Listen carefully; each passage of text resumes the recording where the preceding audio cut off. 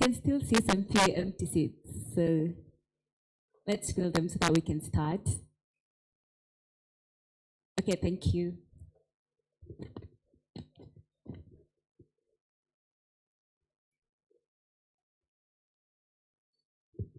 So I'd like to take this opportunity to welcome all of you to the Nairobi Climate Tech Summit, and I want us to do something different. My name is Diana. I'll be your host today, and I want us to stand. We've been seated for too long, others have been in work mode, so we need to energize a little bit before we start. So if we can all stand for a few minutes. Put this right here. Okay. Yeah? Find some free space. Yeah, find some free space. Okay, thank you. So we're going to do very simple moves, and then I'm going to teach you first, and then I'll ask Dan to play a song so that we can synchronize that. Cool?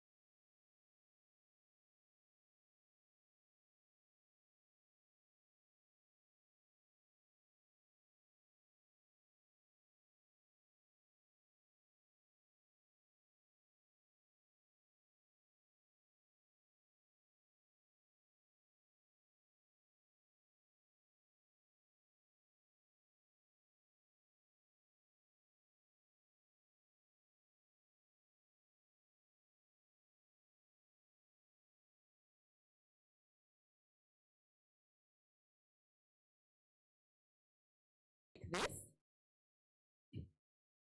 It's becoming a little bit intense, right? We're going to raise our left leg like this and then do this. It's like you're unlocking a door. So you're using your hand and your head to do it. So this. Are we okay to that? So let's do a down from the top. So 1, 2, 3, let's start. 1, 2, 3, go. 1, 2, 3, 4. Remember you were to yes, yes. So you make a fist and then you put it down. Okay? So let's do it again. Let me put my mic down.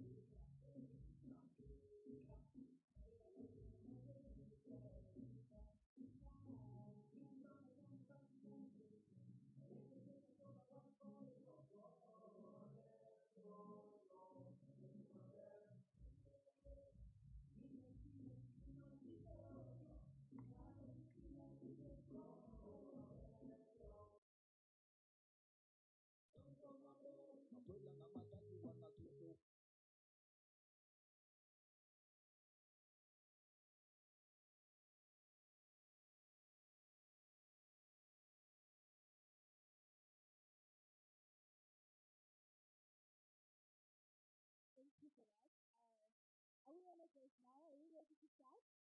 Yeah, so I'd like to take this opportunity to welcome each and every one of you to the Nairobi Climate Tech Summit. And I'd like us to do it together so that the people who are live can also feel at home with us, can also feel like they're part of us. So I'd like to count 1, 2, 3, and then we can all shout, "Welcome to Nairobi Climate Tech Summit 2025." Can we do that? Yes? Yeah? Okay. So let's do a dry run. So in the count of 1, 2, 3, let's go. Welcome to Nairobi Climate Tech Summit. But you guys took breakfast, but your voices are still here. So can we take our voices to here? Is that possible? Great. Okay, so what in the count of 1, 2, 3, let's go. Welcome to. Okay, so let's add some bit of hands, yay! Because we're excited to be here, right? Okay, fine. So in the count of 1, 2, 3, let's go. Welcome to Nairobi Climate Tech Summit. I didn't see hands going up. Okay, now that's what I wanted. Now we can do it one more last time. I swear this is the last time, okay? So in the count of 1, 2, 3, let's go. Welcome to Nairobi Climate Tech Summit. Thank you very much. Without further ado, because of time, I'd want to invite Mr. Christoph Viano for a welcome note so that we can continue with the program. So as he comes, I'd like us to give him a clap, okay? Thank you for that. I'd like us to give him a very simple clap. It's a very simple clap. So today we're going to do a lot of activities. Just be ready. But this one is a very simple one. So you clap once, like that. Let's clap all together once. And then you do a tick with your right hand. Clap once, then do a tick. And then as you do a tick, you whistle. Yes, I'm not able to do that, but I love that my audience can do that. So let's do that one more time. Thank you. So welcome so much, Mr. Christoph. Can I come now? Yeah, you can come now. Good morning, Nairobi. How are you doing today? I think I need the clicker, Nan. Did you take it? Yeah. Good morning. How are you feeling today? I like those moves. I think some of the guys in the room were a bit sleepy still, so we're going to try to wake you up a bit with some great content. So my name is Christoph. I'm the founder of AfricArena and Métis, which is a venture studio based in Cape Town, South Africa. And we're very happy to welcome you here. Christoph. I'm the founder of AfricArena and Métis, which is a venture studio based in Cape Town, South Africa. And we're very happy to welcome you here. Also, we're going to try to wake you up a bit. Africa. So we are here to really grow this asset class. The continent still needs much more capital to enable the founders to date Africa. So we are here to really doing this in Nairobi. The first time we actually partnered with an amazing fund called Catalyst Fund to do, we thought, we did an event focused on climate tech, the most important issue of our time. Do you agree? Do you agree? Yes. So we need investors that invest in climate tech startup to mitigate and adapt our world to the future that is ahead of us. And that's why this event is one of the most important events on our circuit. 4 years ago, we started with the Catalyst, and this event has been growing every year. And so we're very proud to be here with you again today. We're doing that with our accelerator program, Africa Rise, which is helping the investors throughout the year to raise capital. But we also have a community of investors called Digital Collective Africa, which is working relentlessly to build a set of open source documents. And right now, as I was saying, we are working very much on Venture Studio as a new asset class. And so yesterday we spent the day at Delta 40 with a bunch of studios from all corners of Africa to think how we're going to raise more capital to build more startups, early stage, on the continent. So this event is streamed live, so we have an audience in person here in Nairobi, but we have an even bigger audience online. So we have folks following us around the world on our YouTube channel and our Wired app. Dan will speak about that. We're going to have an amazing keynote by the managing partner of Catalyst in a few minutes, Maëlys, who is here. We do every year a State of Tech in Africa report, which is our groundbreaking report to tell the stories about the number. It's available on our website. Maëlys is going to unpack the state of climate tech in Africa for you, just so you understand where we are on this asset class. So this is our third summits of the year. We started in Johannesburg. We moved to Lagos at the end of April. We did a side event to GITEX in Marrakesh in April, and we are now here in Nairobi. Our next event, we announced it a few weeks ago, is going to be for the first time in Togo. So for those online, we want to see you in Lomé on the 29th and 30th of October. For every year we do a major event in Francophone Africa, and it's the home of an amazing startup called Gozem, and we're looking forward to welcome other great startups in Lomé at the end of October. So tonight we have a networking event with VC. It's called the VC Night. So we have another 100 people joining us for the evening. Tomorrow, change of venue will be at Shamba. So don't come here tomorrow morning. We are, rocking it. So we are moving to Shamba for the second day of the summit. And the evening tomorrow night is at Delta 40 back here in Westlands. So just so you're clear on the program. Program of networking. It's going to be an exciting day. We have a networking section here called Wired Connect for investors and startup to meet. If you want to meet a startup, speak to Thomas at the back. So a few words about Venture Studio. Venture Studio is about building startups. So just want to share the process that we have from ideation to realization, so exiting startup. Metis, which is one of the sponsors of the event and the company I run, has been building about 15 ventures, including AfricArena, in the last 15 years. We're one of the oldest venture studio on the continent, and if you want to come and build with us and you're a founder looking to build your next venture, speak to me or any members of our team.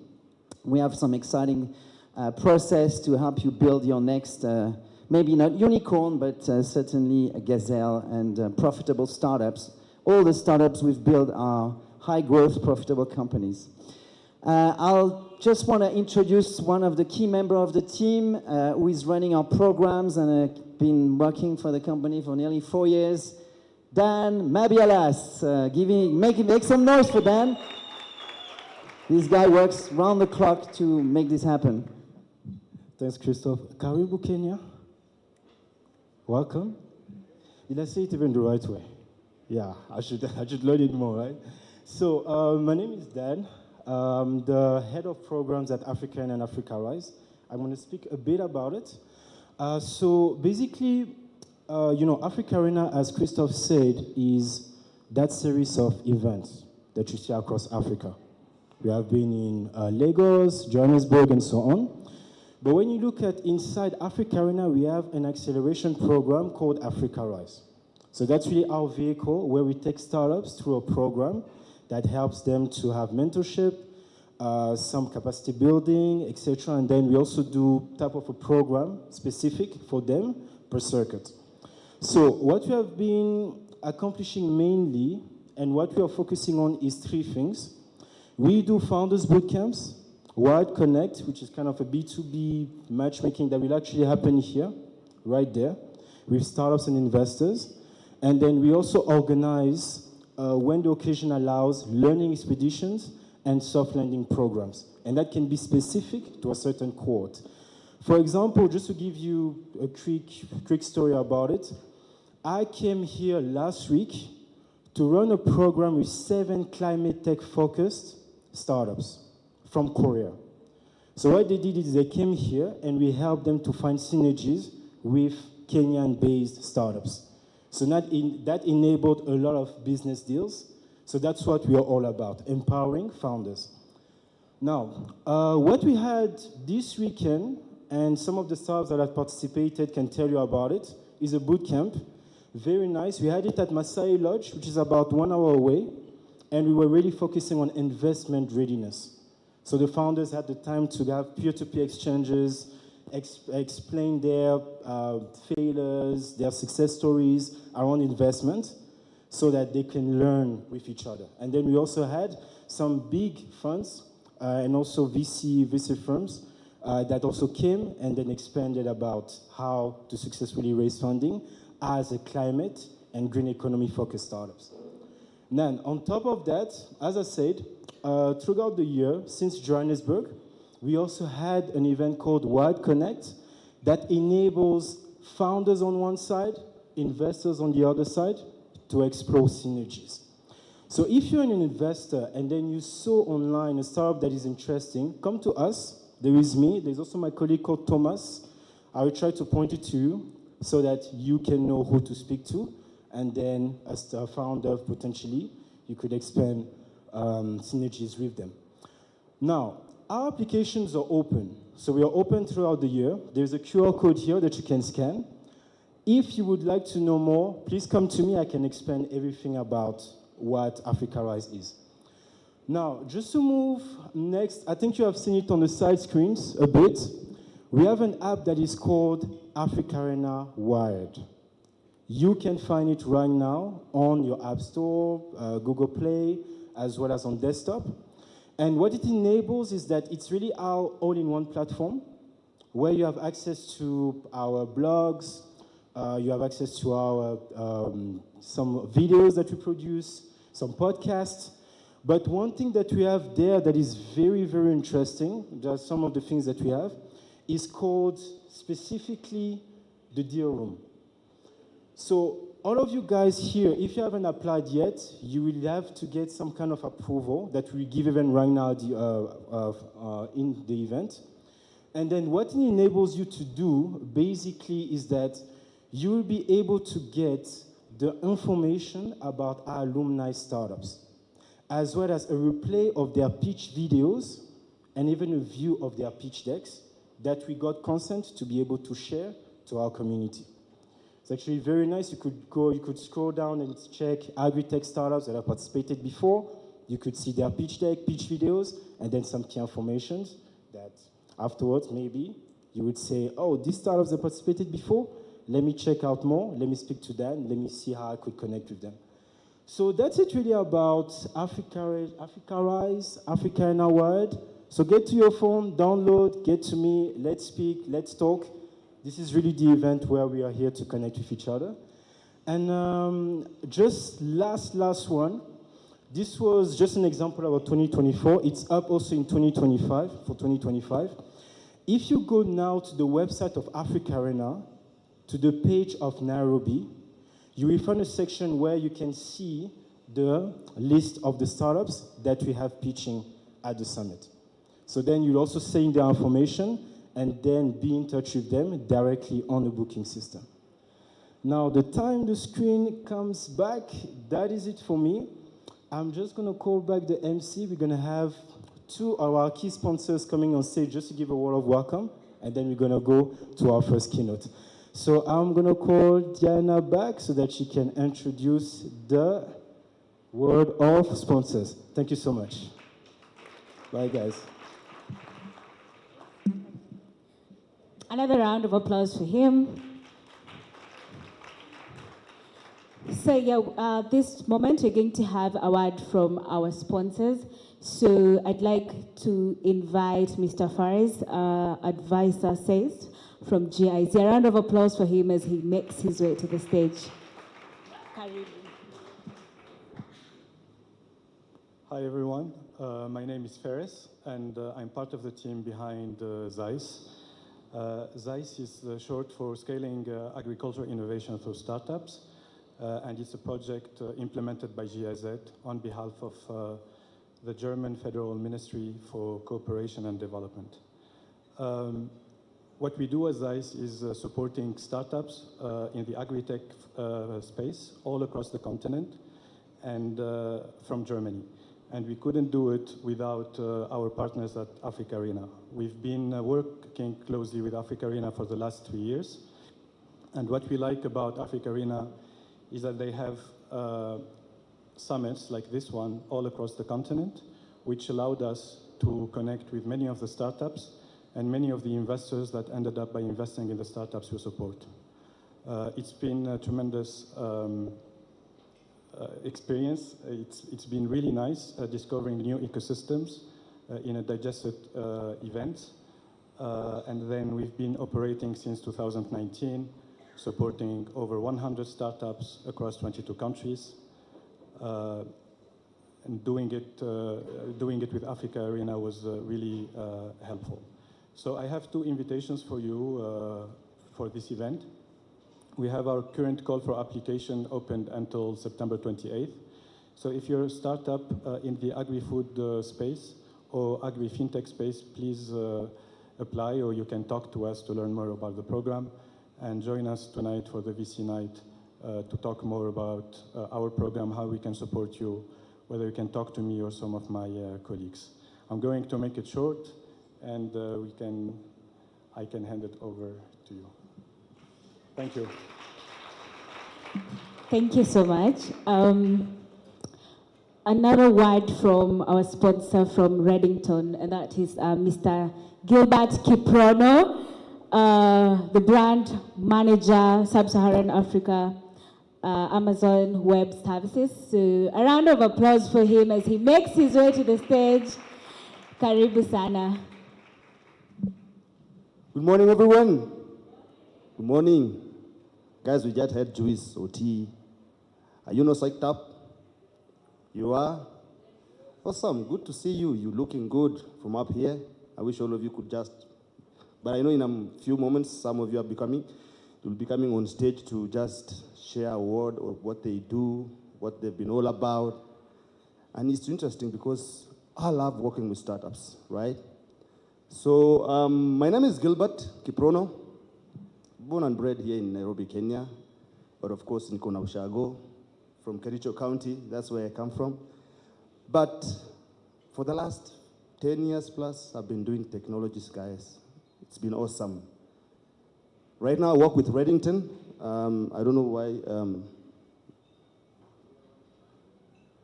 I work with Reddington. Reddington is a global distributor. They're discovering now Middle East, Turkey, and Africa.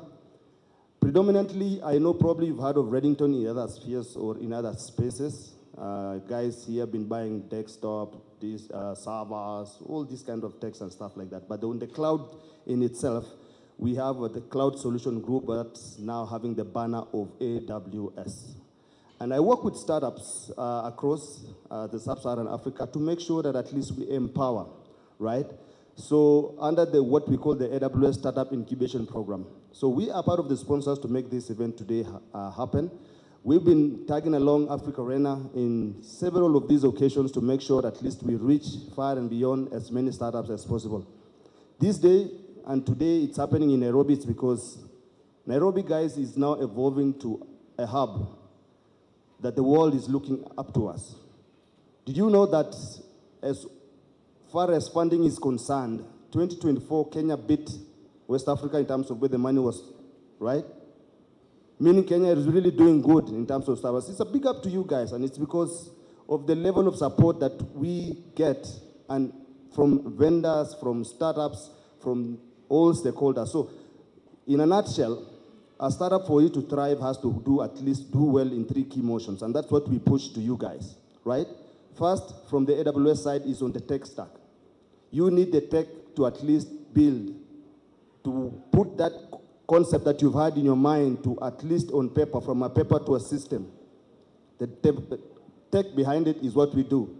But over and above that, there is now go-to-market.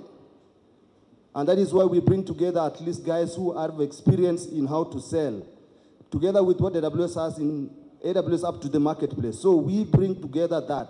And then the third wing now is also now, what do you guys get in terms of funding? And that's why the essence of all the VCs have done some good works in terms of enabling you guys on how to pitch, enabling guys on what is it that you need to put out there for you to get at least visibility.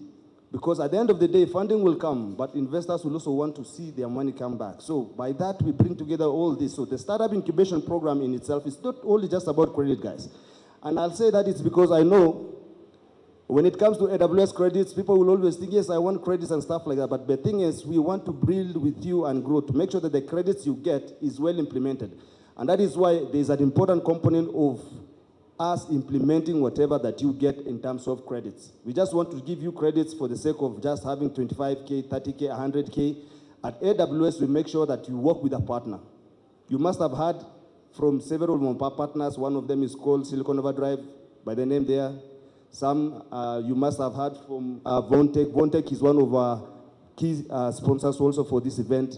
You've had sessions with them. So you will be having one-on-ones to make sure that, guys, whatever credits you get, you're able to sit down and discuss the architectural diagrams that you need to do for this, for your startups, to make sure that your MVP is ready, to make sure that it's ready to go to the marketplace, to make sure that it's going to reach the market very well. So we are here to support you guys. Don't sweat it alone. Don't get the credits and then go home and then try to do it. We are here to implement it for you, upfront for free, right?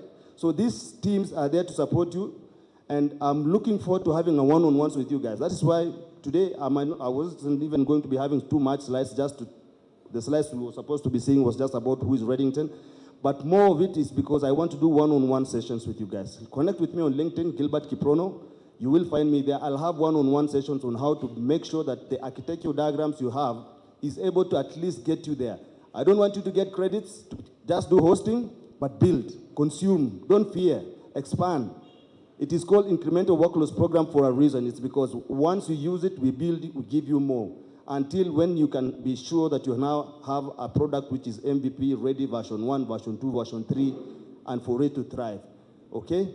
So guys, that is it for me for today, but please, as I'll just be sticking around, if you need more info in regards to the Startup Incubation Program under the NWS, reach me, reach my partners, all partners currently whom you've been talking to across the Sub-Saharan Africa. We work through them, and that is the go-to, the market that we are pushing. Otherwise, thank you so much, guys, and have a nice one. Enjoy yourself, sir. Bye-bye.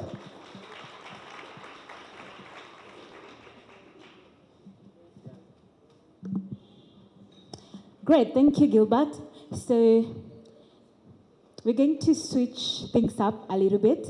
I know we were supposed to have a keynote speech from Mylis, but because we're experiencing a little bit of a technical issue with our screen, we're going to do our first panel discussion, and that is the state of climate finance in Africa.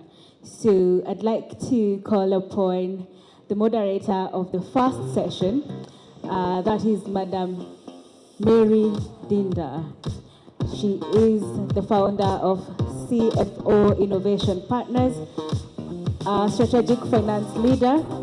And CFO Innovation Partners is a firm that empowers startups and SMEs across Africa with fractional CFO support, funding readiness, and business clarity. With over a decade of experience in finance, she has worked with startups in fintech, AI, mobility, and climate resilience.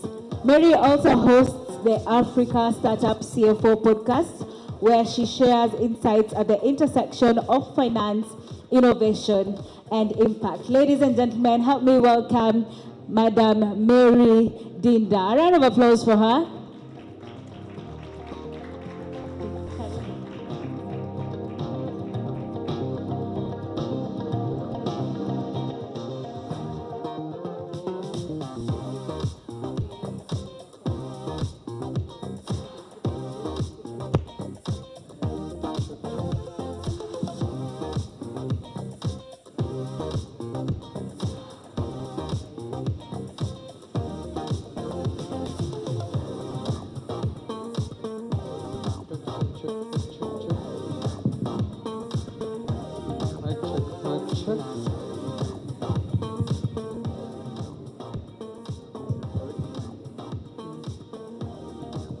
Check.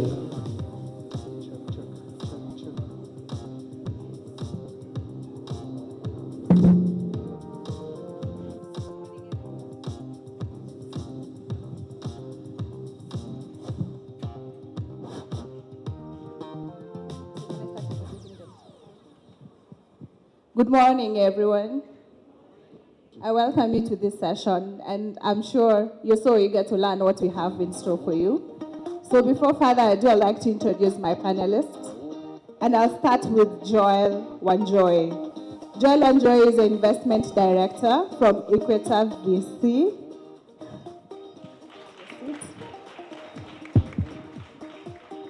I'd like also to welcome Melanie. She is the co-founder and CEO of Melanin Capital. I'd like also to welcome Kevin Mutai. He's the communication director, Lost and Damaged Youth Coalition. He will also be part of our panelists today. Please welcome to the stage.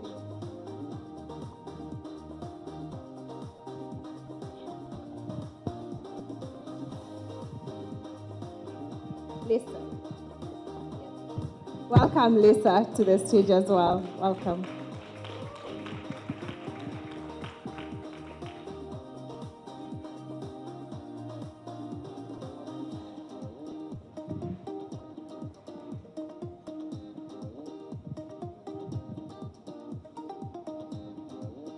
So welcome today, and before we start the session, and before I also ask my panelists to introduce themselves, I had some opening remarks that I'd like to share with you. So Africa stands at a critical crossroads in the climate finance space, and the continent needs more than $200 billion each year to meet its climate goals. Yet today, it receives less than a quarter of that. So most of the money comes from international public institutions, while private investors remain hesitant and local capital, despite trillions in African pension and insurance assets, barely touches climate solutions. So the flow we do see are uneven, concentrated in a few countries and a few sectors, leaving vulnerable communities with very little support. Women, young women, and grassroots innovators are often locked out of funding, even though they are closest to the solutions.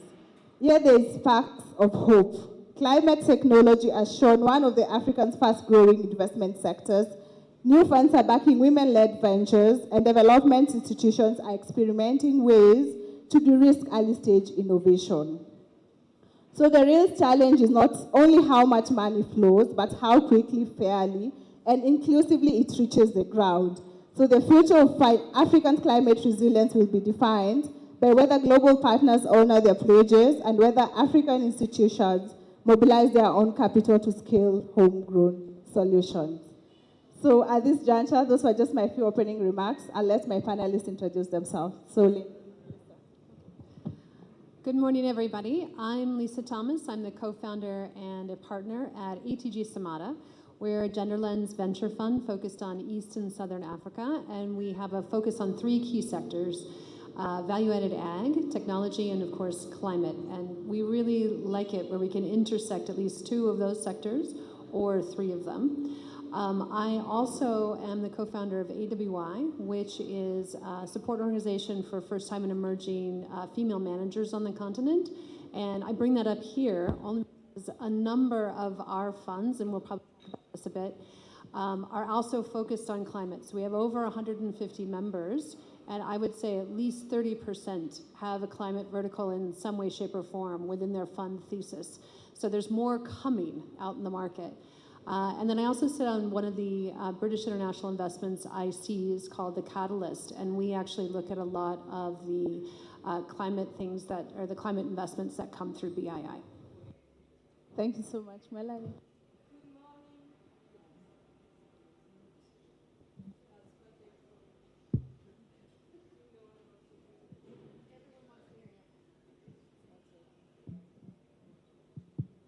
Good morning, everyone. Much better.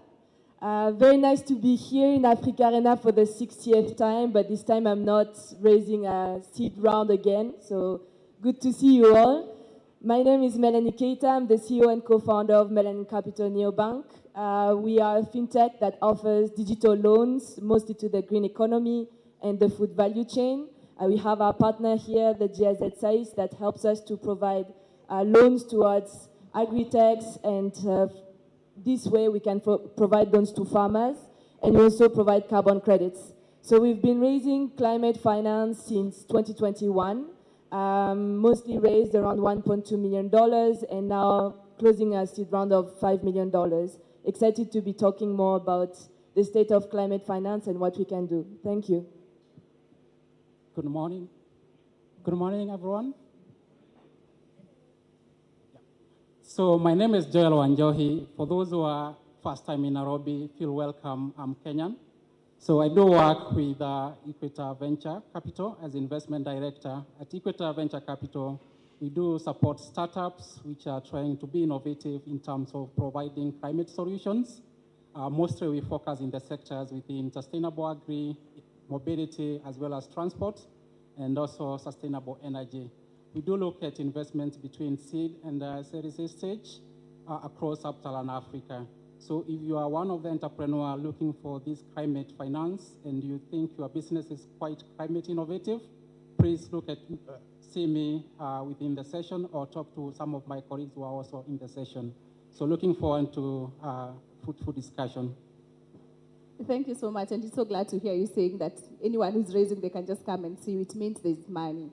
So I think the first thing that we want to talk about, we've had a lot of ventures saying, you know, they don't know where is the money, but somehow it's flowing into some people or some ventures, either with, you know, who are backed by white in their boards or things like that. So from an African context, when we talk about where is the money, what can we say today? So thanks. So let me start on my side. So first, to put some context in terms of climate finance, these are the resources, of course, which are going towards the climate changes. And I think what we know, of course, there has been an impact of changes within Africa. where we have seen where we require some.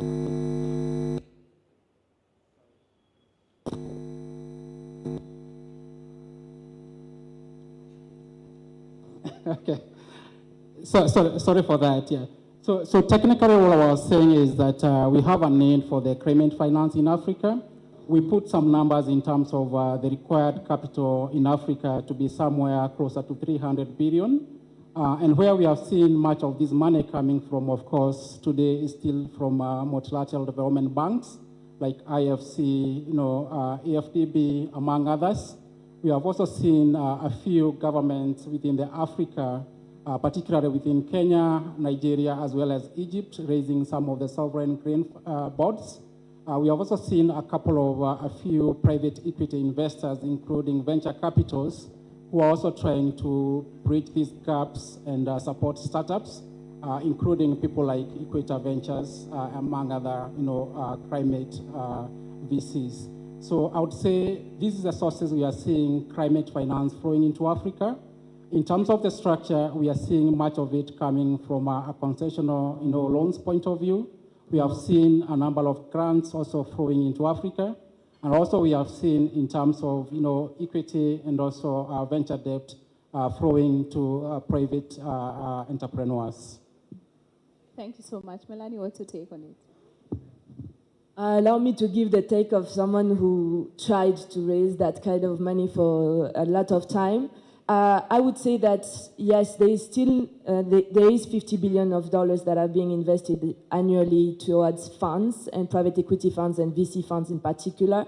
But at the moment, it's for a lot of the founders that are here that maybe are early stage and trying to raise, it's not always as easy to access. We have the Catalyst funds here that are actually the ones focusing on those very early stage type of tickets. But if you're raising less than $500,000 or $1 million, it's just a little bit challenging to access. So to see the states of climate finance, I agree with Joel here. It's mostly with DFIs, and those development finance institutions don't invest in startups directly. So you have to follow basically where the money is coming from, looking at these institutions. So when you see private equity news and you see that IFC or the Green Climate Funds has invested in a fund or in a bank, this is where you can access from. The key challenges that founders still face, when you look at lately the latest news, we had local banks that access money from the Green Climate Fund, for instance. It's still for very large tickets, so a minimum of $2 million, $3 million, with very strong guarantee requirements. So I always kind of like advise to go through accelerator programs or like programs like we have with DG, Develop PPP or GIZ SAIS, because they have partners that are specialized to finance early stage companies. So in the case of GIZ SAIS, they partnered with us so that we can provide affordable loans to the agri-techs and the climate techs of their portfolio. And that allows us to basically help them to reach profitability as they are looking to raise VC funds. It's a statistic, but it's also a feeling. VC funds is getting more and more tired, and so you kind of see the usual suspects being financed, which is why you're mentioning the tiredness or the frustration of a lot of founders. But it's there is hope in the sense that there is more and more actors that are coming in, more and more fintechs, more and more development financial institutions that comes with programs and partner with funds like my colleagues who are coming in at earlier stage. But it requires some due diligence. I'll just add a little bit more to each of these things. I think it is challenging, right? The fact that you have to wait for the money to trickle down, right? That's really hard. And especially when we also have a pretty large player in the market who is also pulled back, right? So who is coming in to fill that gap as well? But there are a lot of great programs that are going. You mentioned GIZ. I've heard GIZ's name come over and over again with all these fantastic different programs. There's another one that they're doing with Goodwill, which is actually financing startups here in Kenya. And so I think it is challenging, right, to have to wait for the value chain to actually connect all of the dots and all the parts together. But I do want to go back, that there are a lot of folks who are out there who, in some cases, the usual suspects, but there are new funds that are coming to the market who are, they're raising a smaller ticket, so maybe it's a $20 million fund or a $50 million fund, and they are looking very specifically at this because they know that they can tap into climate. Does that mean they're going to have money tomorrow? Not necessarily. But they're also syndicating those deals. And so I think making sure that you're really aware of who the new funds are out in the market that might be doing some of these early stage tickets is a good idea. There's resources to find those funds as well. As I mentioned, AWI, which is Advancing Women in Investing, we have a showcase on our website, and it lists the strategies of a big, huge portion of our members, and climate is a big one in a lot of those as well. And a lot of those funds are actually, syndicating, or they're actually able to get track record money to be able to make climate investments. And that's something that we have been able to see in the market as well. And I think too, going back to also one last thing around the financial institutions, we actually invested in a company in Zambia. It is a fintech. They have a ring-fenced portfolio specifically for climate. And so I think we're going to see a lot more financial institutions, probably more the fintechs, that are really starting to target this space as well, because it's not always just about the equity. It's also about how do you access that debt, particularly if you're in the other part of the climate space that takes a little bit more infrastructure. Thank you so much. And I think I'd like to tap into your knowledge in terms of, we've seen a lot of capital that is flowing in the ecosystem just being debt. We are not seeing a lot of equity investments in the system. When you look at the commercial institutions, they mainly just invest in debt. And as an early startup in the climate space, it's very hard for me to know if I want debt at this particular point, because maybe I can't even service it. So as you digest that, I'll also want us to discuss about what's missing, what are the kind of challenges that you're currently seeing, because you're deploying capital. Do we have enough ready startups to absorb the capital, or is it that we lack enough innovations to be able to fund? Probably I could start by answering that. I think what we are seeing in terms of some of the startups we are supporting, one of the key challenges, of course, the cost of capital and also the issues around the foreign currency, where most of these businesses' revenue are based on the local currency, while some of these facilities which they are able to get it from the bank, they are probably priced through hard currency. So these are big challenges we are seeing across our portfolio and the companies we are supporting. Well, recently we have seen a number of DFIs coming up with innovative way of supporting them, coming up with fast losses and guarantee, which enables this company to be able to access more funding. The other thing, of course, I wanted to mention is more about the scale. If you look at the businesses which you do support, most of them, they are still struggling in terms of generating cash flows, and most of them are still making losses, meaning a number of the dollars they are raising is just going to funding the operations instead of either funding the working capital or even funding the capital infrastructure in terms of the scale-up. I think based on this, we still require more of equity investors supporting this company early on, or even venture debt, which is actually absent in Africa as we talk, to continue supporting some of these startups as they gear towards the scale to be able to be ripe for these commercial institutions. Yeah, I agree, and I just want to add on what Joel said and take a step back of like what type of companies we're talking when we talk about climate tech as well. Like when you look at our markets, most of the time you see a lot of kind of distributorship, right? We import solar panels, we import electric vehicle from China, and then we sell it to our markets on credit. So what we need mostly is a lot more of inventory financing, a lot more letter of credit, very basic and very boring type of instruments, right? And this is what the banks could have done since the beginning. It's really not complicated, it's very lucrative, but banks are unable to comprehend the type of businesses that we have, and that's the main shocker that I see most of the time with our businesses. So the banks would rather finance fintechs like us, and we finance those climate tech, than actually having to do it themselves. And what happens is that when you look into even how the banks are structured with their process, most of them cannot even finance Chinese equipment, which is a very big issue because 80% or 90% of what we distribute here in Kenya and even in other countries is Chinese equipment. The second part is they do not recognize those assets as collateral. So you actually have to put 90% of cash deposit or collateral of the like of the land or vehicles, which is not possible for the majority of our companies. And then the last part is, of course, the pricing. So when you look here in Kenya, you are around 8% annually on the dollar, 17% on the Kenya shilling, but this funding is locked. What Joel mentioned is that now you go with foreign currency funding, and very quickly you get at 18, 20% on the dollar, which now makes the margins almost impossible to make. So I think that what's missing at the moment is, in particular, affordable debt and affordable debt financing in local currency. That's really critical. The second aspect is carbon credits, off-takers, and I'm going to explain more on that.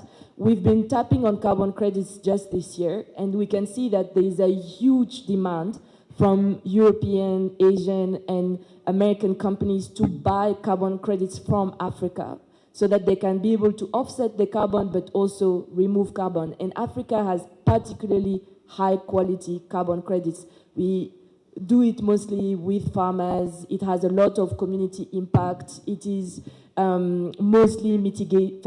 mostly removal and not mitigation. So there is a big opportunity for us to access funding that is cheap but not concessional, that is actually commercially driven. But we haven't put yet the right structures to have off-takers who buy carbon credits locally. Total, Shell, all of those companies that buy carbon credits, they sit in America or in Asia. They're not, the actual teams are not in Kenya or in Ivory Coast or in Nigeria. So when we're negotiating those carbon credits, we're negotiating abroad. And those are the key institutions that DFIs, in my opinion, should push, helping corporates, even corporates from their own countries, to buy carbon credits locally instead of just trying to do over and over the same deals. Because what we've seen so far is over and over the same deals, except some institutions that I mentioned earlier that were trying new things. So there is still a big need. Kenya is a big recipient. We've not even talked about Francophone Africa, which you can hear is coming from me. We've not talked about some other Northern Africa as well that is completely untapped. And that is because we are continuously also a bit doing the same thing. And that's what I want to see change in the next years. Thank you so much. So I think I want to speak about something that is close to Lisa's heart, and this is about if climate finance is actually just inclusive. And just to answer the questions of, out of 100% of all the capital that is deployed, how much of that goes to women?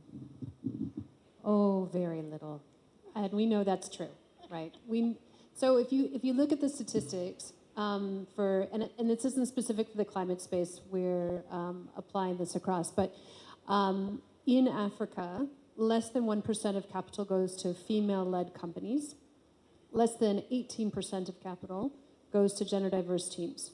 And yet more than 50% of the high-growth scalable companies on the continent have at least one female co-founder. So there's a bit of a gap here between who's actually starting companies that are viable and who's getting access to the capital. This has been true for a long time. We've been talking about this for a very long time.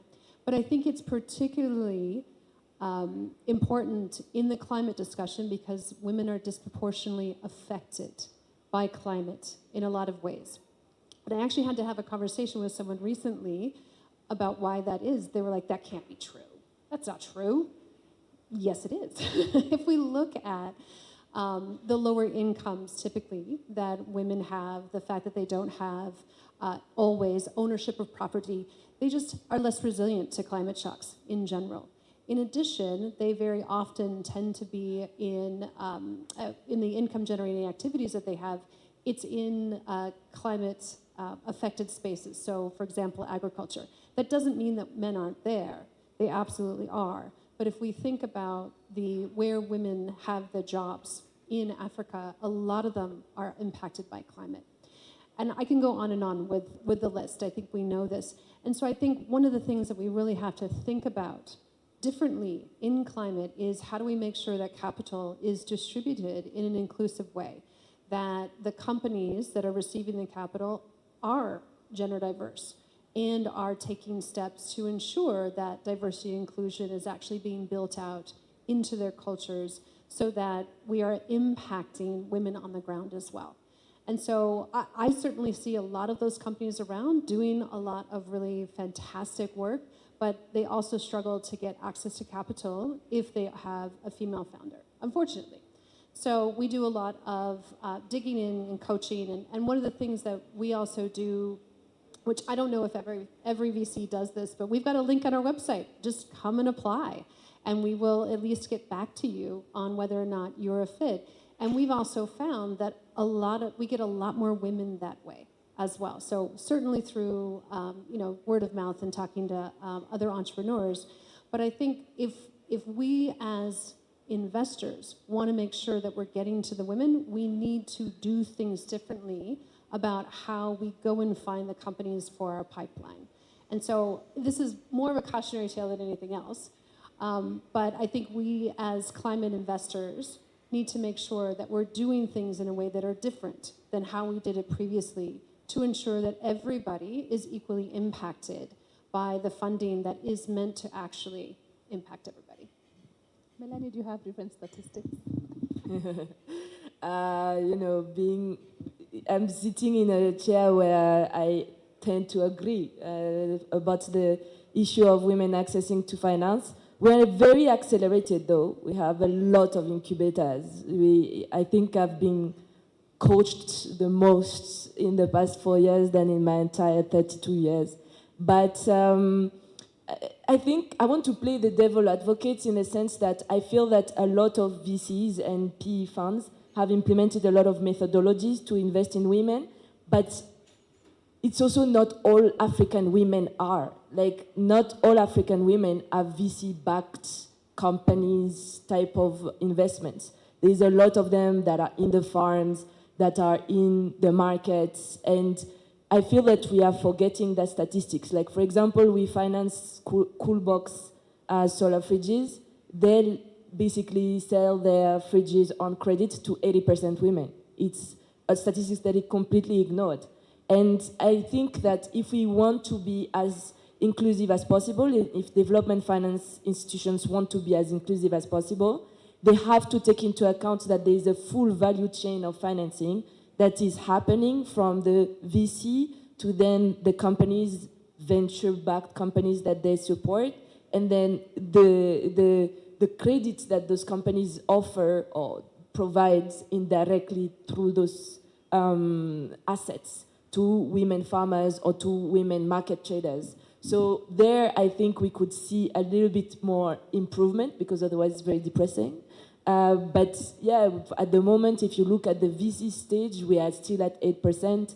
And now if you look at also local founders, the ones that are not expats or repats, you'll get at a lower percentage, because let's also be clear, it's a topic that is a bit of an elitist topic as well. It's a lot of topics where you need to be VC backable, so you need to be able to have a certain type of education, you need to have a certain type of exposure. It's not for everyone in Africa. So that's why we have such statistics, if we want to be very honest. And I think that this is, we can be very pragmatic and understand that for certain instruments, VCs and PEs, this is the type of funders that we are seeing, and we can improve it with new methodologies. But if we want to support the masses, we have to look at also other instruments and see how it impacts them. Are you seeing anything different at Equity VC in terms of the people that apply, the companies that you've supported? What are you currently looking at? So in terms of the gender inclusivity, I think we are quite intentional when you are trying to do investments. This is some of the metrics we do try to monitor. What I wanted to say, different from what Mariana said and Risa has said, is other than, of course, looking at the founder or probably the governance We're also trying to look at how the money is trickling down to the various users. One of the portfolio companies we have supported, Sunculture, who supports small-scale farmers. About 60% of these farmers are women. So this is something we are seeing across the, a few portfolios we are supporting, much of the trickle down getting into the women. Okay, that's very interesting. So I think I want to move on, and I want to talk about the role of DFIs and equity, private equity, including venture capital, into the ecosystem. So are we having more local or global funds looking to climate finance, and what's your take on it? Okay, I'll start.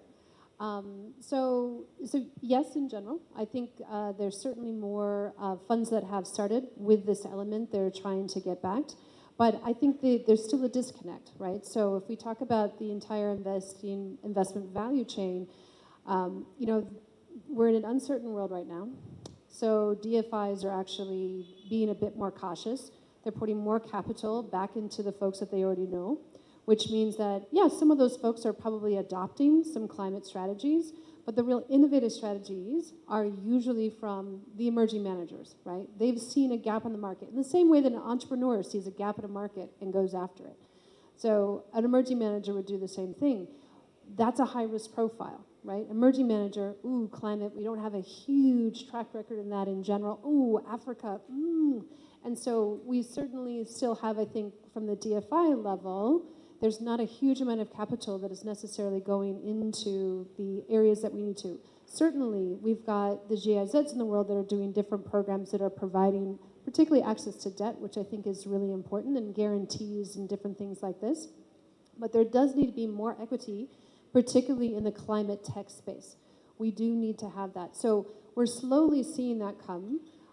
There's 2 different programs at BII that are really focused on this. But BII is a very big institution, right? So they're not going to do the direct investments into the climate tech space that, say, my fund would do. And so just like what you were talking about before, we've got to get these folks to invest in funds like ours that we can invest in the entrepreneurs that are a little bit smaller, doing that $250,000 ticket, right? So that kind of thing. So I would say it's still a gap. We need more local capital to come in and play in here. And so I think there is a bit more traction coming from some of the local DFIs in various countries as well. So the local DFIs in Africa and the pension funds in Africa are starting to look a little bit more investing into some of these markets. VC is still a little bit risky for them. They're probably looking more at the PE space, but we are seeing more of that movement. And I do think that we have this opportunity to encourage people more. Where are some of those risk-sharing mechanisms, like the guarantee schemes that we talked about? That's what the DFIs can do. It's set up a risk-sharing mechanism for some of the local DFIs, more of the local players, to come into some of these pieces. And so I think I'll pause there because I know you guys have lots to say, and I will probably say the same thing. So, thank you. I fully agree. I think it is shocking that we still have to have this conversation about local capital, in particular in a sector that is, in my opinion, not as risky, like climate tech, which is a lot of solar, it's a lot of asset-based finance. This is something that a lot of local investors should have come into. Only 10% of the capital in climate at the moment is local, and it doesn't make sense. It doesn't make sense from a pricing perspective because we're getting debt abroad at like 17, 18%. It just is completely outside what we should have locally. It doesn't make sense because when you have a president that comes up on the other side of the world, then we're getting half of our funding away and we have to completely rebuild our strategy. It doesn't make sense either from an understanding perspective because, of course, local investors will understand better when we say that we are financing boda bodas than someone in the middle of Texas. So we have to make sure that even in the AfricArena event, we get more banks, we get more local pension funds who are willing to get involved into the climate sector, who understand the returns and the, let's say, time frame that they can get those returns. And yeah, I think it's now very urgent that we stop to always go outside, and we see more synergies even with DFIs and forcing their banks to come on board, in my opinion. Yes, I think I concur with my colleagues here. We still need more of local funding. I think what we have seen from most of the local institutions is they are shying away in terms of supporting some of these startups because either of the risk weighting of these various assets. Most of them, they are also not yet, been able to work around in terms of the return perspective of a climate tech, asset. What I mean by this, if you look at, the e-mobility space, or even look at probably even on, I would say a solar irrigation asset. When you look at the return profile, the payback period is slightly longer than what we have seen for the traditional petrol or diesel assets. And most of the local institutions have not been able to familiarize themselves with this, and they are shying away from this.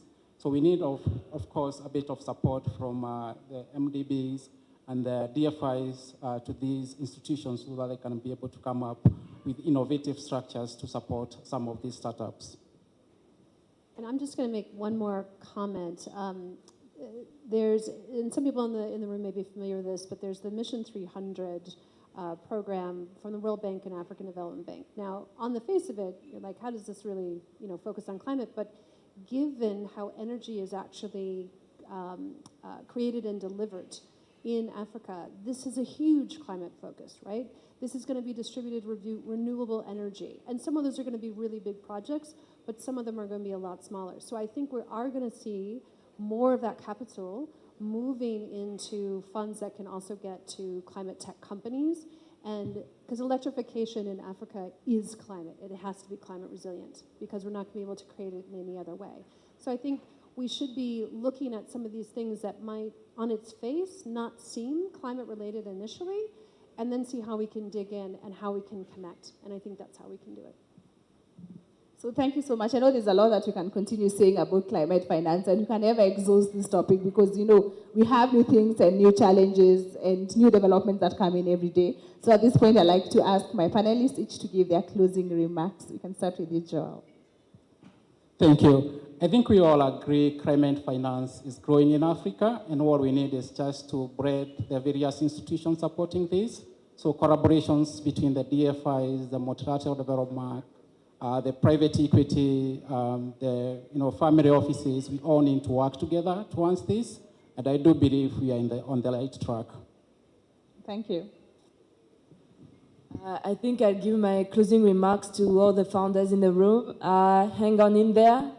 We can make it. It's going to be fine. VCs and private equity funds will always be there if you're making profits, so just focus on profits at the moment. We are coming into an era that is dry, maybe one of the driest we've seen, but we still have a huge demand. So let's make sure that we refinance ourselves through our revenues, and let's see when the VCs are ready again. We'll be here and most powerful than ever. Thank you. Thank you. Oh, that's tough. Oh, that's true, though. But I'll leave us on a high note in that I think climate tech in Africa has the opportunity to be super innovative. And we've seen these kinds of things come out of African markets before, African entrepreneurs. And I think this is a particular area where the continent can really lead. And I'm super excited to be here to do that. So if you are a climate entrepreneur, you got to be at least gender diverse team, guys.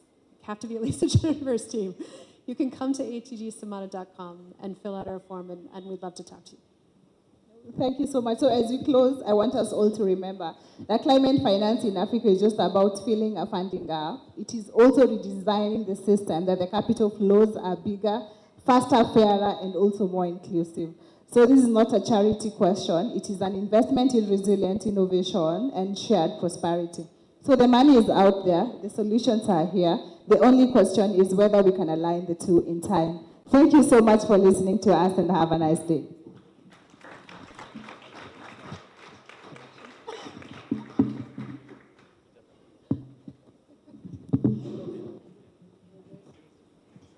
Thank you so much, Mary and the panelists.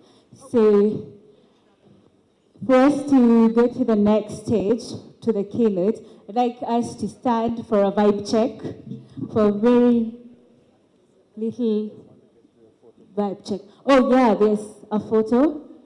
And let's just stand as they take a photo. Dan is going to play a song, and I'm sure all of us know it. So we're not learning anything new, I promise. It's a very simple song.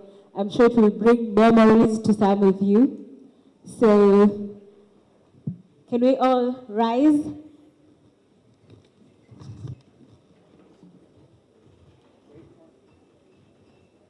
Okay, so Dan, yes, we can do it.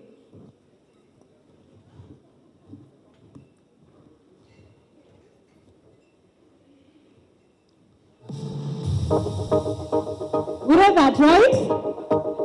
We know the song? We know the steps? Yeah?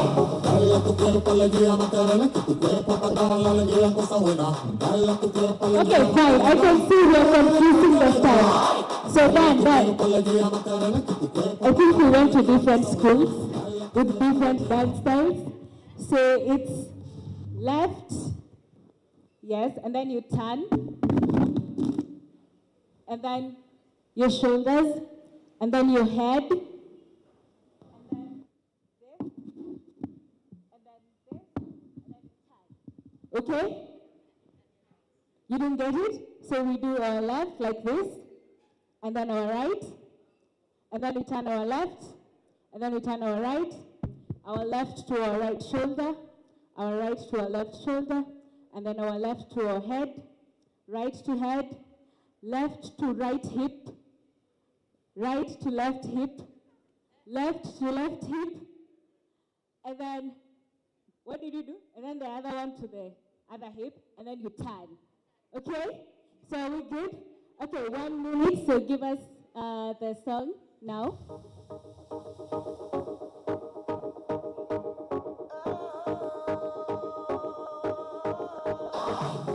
Tu cuerpo alegría Macarena, que tu cuerpo para dar la alegría cosa buena. Baila tu cuerpo alegría Macarena, Macarena. Baila tu cuerpo alegría Macarena, que tu cuerpo para dar la alegría cosa buena. Baila tu cuerpo alegría Macarena, Macarena. Baila tu cuerpo alegría Macarena. So let's do it one more time, okay? Okay, fine. In the count of 1, 2, 3, let's go.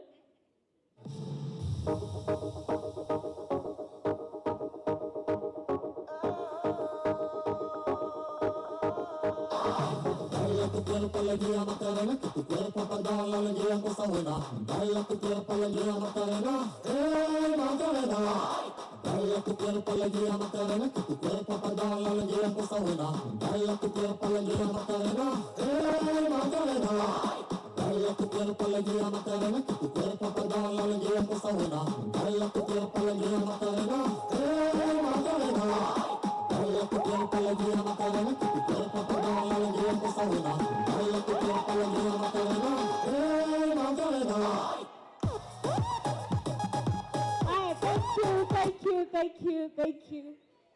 Thank you. So I'm going to invite keynote speaker, that is Mylis, to talk about the state of climate tech in Africa. She is the founder and managing partner of Catalyst Fund with 2 decades of experience in a lot of stuff that she's going to explain to us in a minute. So a round of applause for her as she makes to the stage. A round of applause. Thank you. Thank you. And hi, everyone. It's great to be here again, 3 years after we actually launched this event with AfricArena in 2023. And wow, how much this space has changed in just the course of 3 years. So I'm Mylis. I'm the founder and managing partner of the Catalyst Fund. We are an early stage VC fund and venture builder investing for a climate resilience future in Africa. We have deployed actually a lot of capital already to some of the shout-outs that the prior panel gave us, to 25 companies, but we need to do a lot more investments in the years to come. So founders in the room, definitely come to talk to me after today. So, what a year 2025 has been. It's been a year where we've had, again, stark reminders of the cost of climate inaction. $250 billion losses from wildfires in California, to the deadly floods in Spain, to heat waves across Europe and Asia, and Africa was not spared. Here, we also had devastating floods because of El Nino events in Kenya and Tanzania. We had several cyclones that really affected Eastern and Western Africa. So these are no longer events that happen once in a century, once in a decade. They're really part of our new reality. Not to mention the subtle ways in which climate change is affecting our livelihoods, the way people earn income, our jobs, across all sectors of the economy. But this vulnerability also presents one of the biggest opportunities of our time. According to the BCG, so I didn't say it, the experts did, the global market for climate adaptation and resilience alone is projected to grow to over $1 trillion from 2025 onwards. And if we look at the decarbonization market, that's actually projected to grow $4 trillion between now and 2030. So this is a staggering opportunity, and I do believe that Africa can be a leader, many others have said this before, in building the solutions, not just for Africa, but also for the world. So I was asked to come here and give a bit of a state of the climate venture ecosystem up to now with the most recent data. So I've decided to wear my co-founder and partner in the Catalyst Fund, Maxime, that you all know runs Africa the Big Deal. And I geeked out for several hours on the data set to give you a little bit of good news and also nuance on where we're at. So let's start with the good news. First, billions are flowing in. Right? We know that CPI, the Climate Policy Initiative, studies the whole flows, private and public, that go to climate finance in Africa. And we've seen that has increased 48% between 2019 and 2022. There's actually even more recent data that shows an increase. But put into context, this remains only 4% of global climate finance, which is still humbling. The private sector has shown up, which I think is great, and provides more diversity. So when we look at the climate tech ecosystem, in spite of, as we know, a sharp decline, like after 2021 in particular, in overall VC funding for Africa, climate tech has remained a bright spot.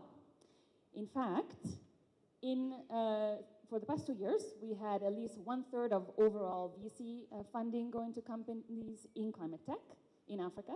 And this year, in 2025, year to date, we're already at 800 million, which is actually 35% of overall climate finance. And if you look at the deal count, 480 climate tech companies have raised at least 100K in the past 6 years, which is a huge number. It's a huge increase, and that's super exciting. But where is this money actually going? Because the story is more nuanced. If we look at volumes of funding, energy absolutely crushes it. So it dominates 87% of 2025 climate tech funding has gone to solar energy. And consistently, this has been the trend actually since 2019. In 2025, agriculture only captured 3.4% or so of the total funding volume. And if we look, though, at the deal count, the story is a bit different. We see that agri rules the hustle, agri and mobility, actually.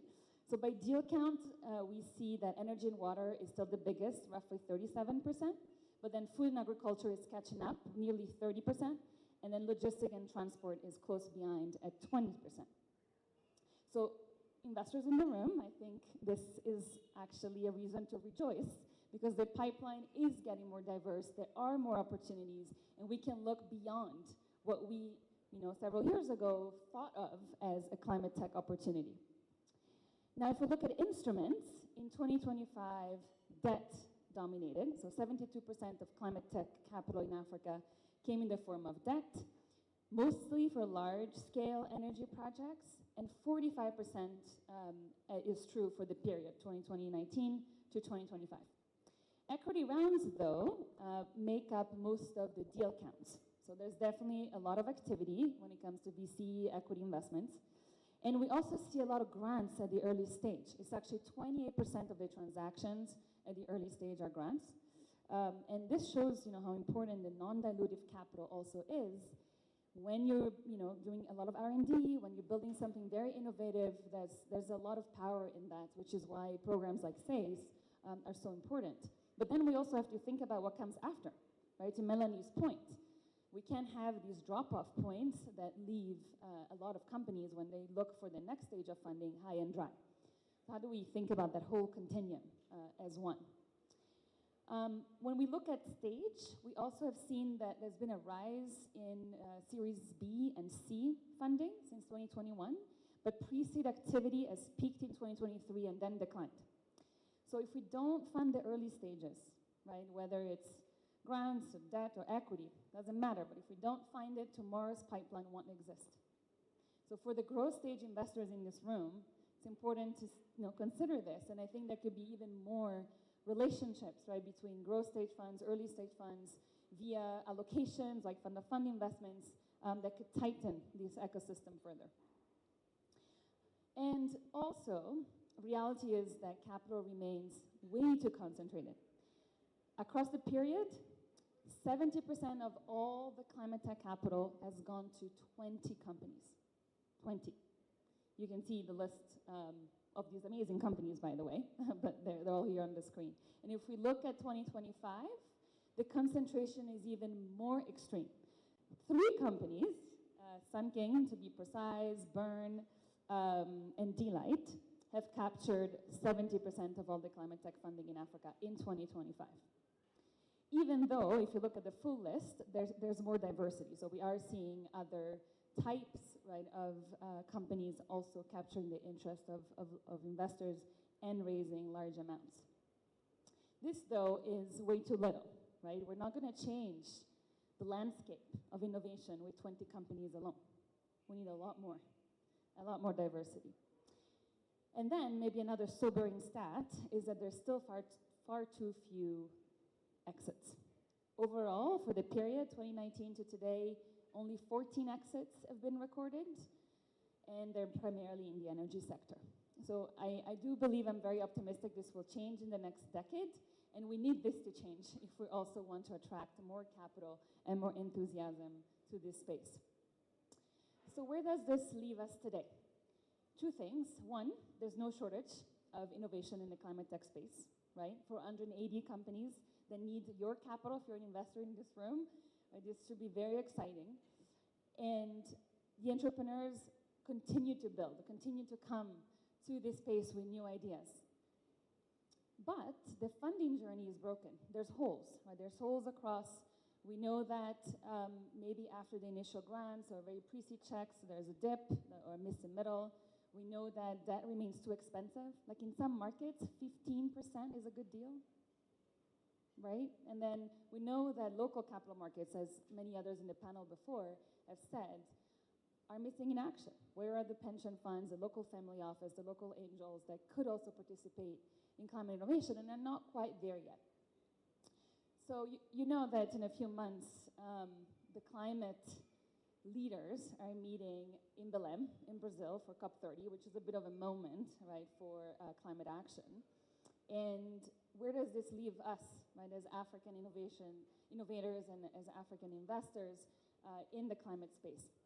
Number one, I think we need to rewrite our own playbook. I don't think we need just unicorns. There's companies that are going to reach 20, 30 millions in revenue and are going to reinvest that through customer payments, working capital lines, blended finance, and those are going to be a key part of the story, actually, of climate innovation on the continent. So what capital matches they need? How do we finance those? And those can generate very, very attractive returns for LPs as well that come into funds. We also need to unlock domestic capital. I feel like this has been a refrain.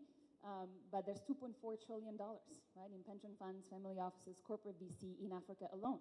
Just a fraction of that can really change the landscape. So how do we attract that? How do we build fit-for-purpose investment vehicles with the right risk-return profile to move this money, right? To make sure that maybe blended finance is used not as a buzzword, but as a true mean to unlock this capital, which so far is being a little shy. And also, we must broaden the ecosystem, right? And we need to tell the real stories of impact, not just funding rounds, but real stories of what's happening, because the entrepreneurs are here. So this is why I think events like today are so important. And I want to hear a big shout from all the entrepreneurs in this room. Make yourself heard. There you go. Excellent. And another big shout from all the investors in this room. Yes, thank you. What about the capital allocators? The LPs and investing funds? Woo, silence. Okay, AfricArena, you have to do a better job next year, okay? Because there's clearly a missing player in the room. But please, entrepreneurs, speak to at least 3 investors today. Investors, keep an open mind. Not everything is going to look like the usual playbook, and there will be asset-heavy solutions. We need to get comfortable with that. And ecosystem builders, try to be creative about how we overcome some of the gaps that I've talked about today. Because all of us have a role to play in making Africa climate ecosystem the most vibrant yet. Thank you.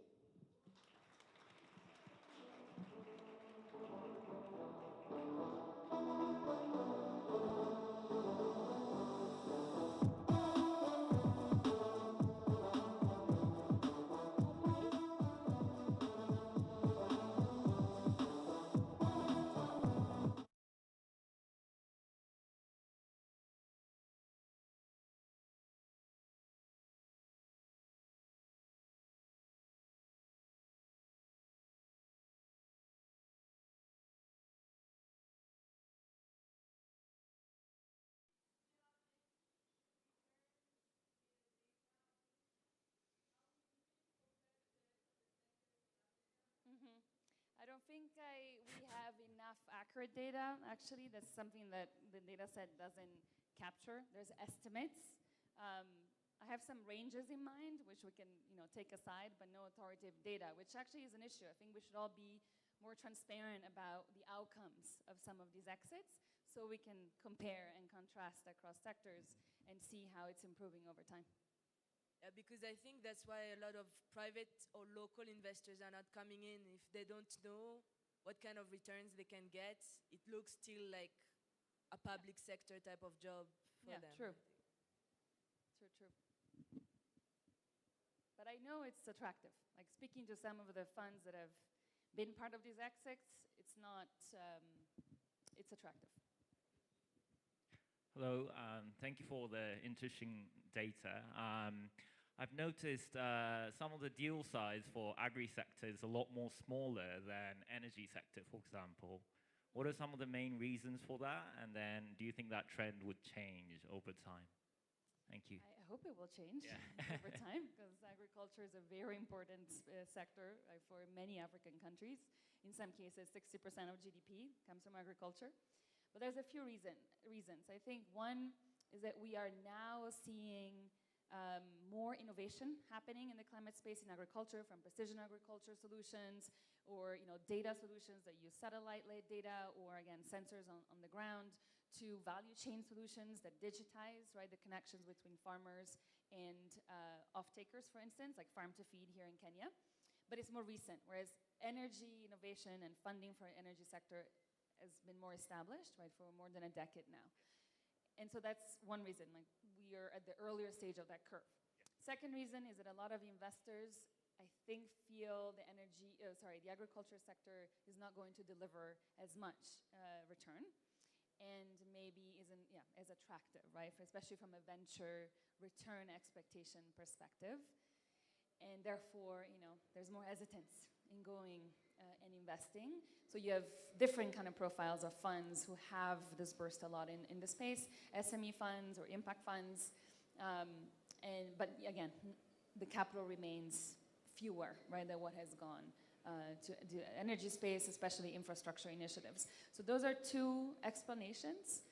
There's more to the story, obviously, but I'm now seeing that this trend is shifting somewhat. Even ourselves in our portfolio, 60% of our pre-seed deals are now in the food and ag space. So there's at least vibrancy in terms of new ideas. Yeah. Thank you so much. Yes. One? Oh, last one. Last one.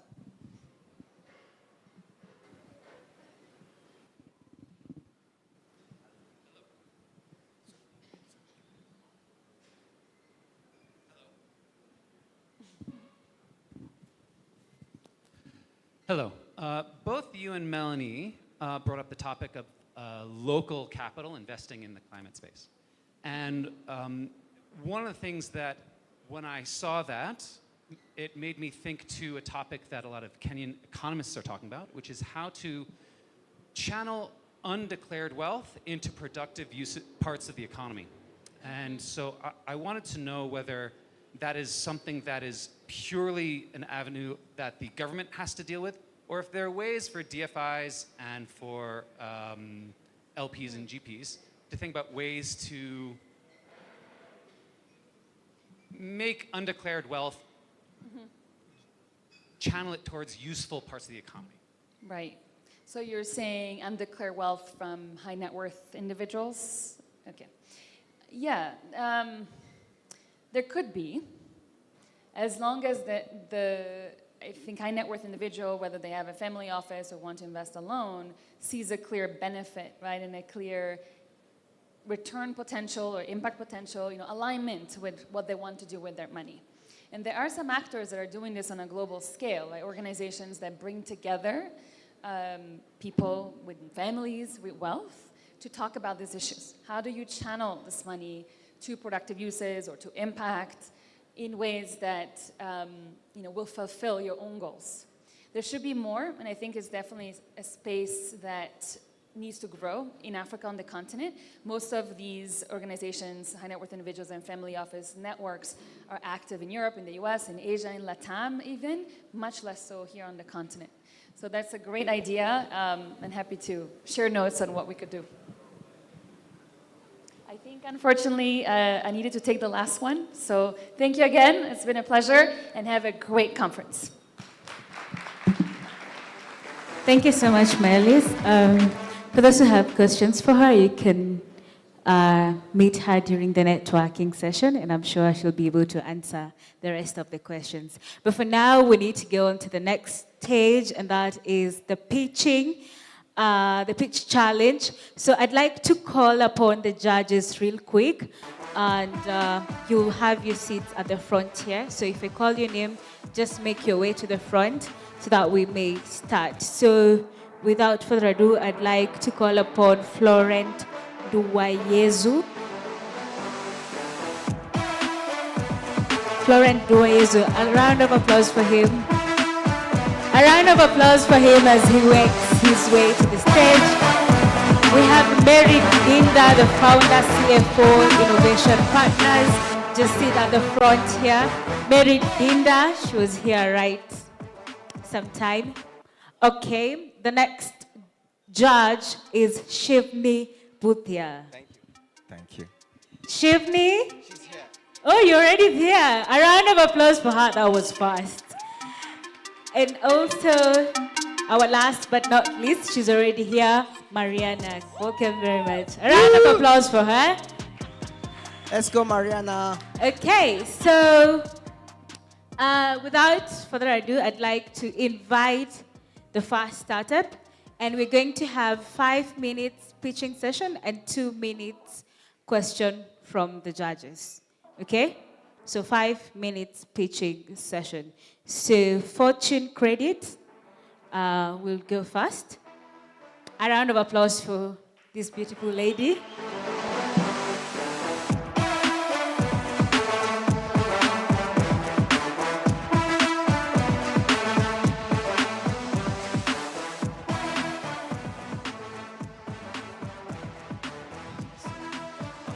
Good morning.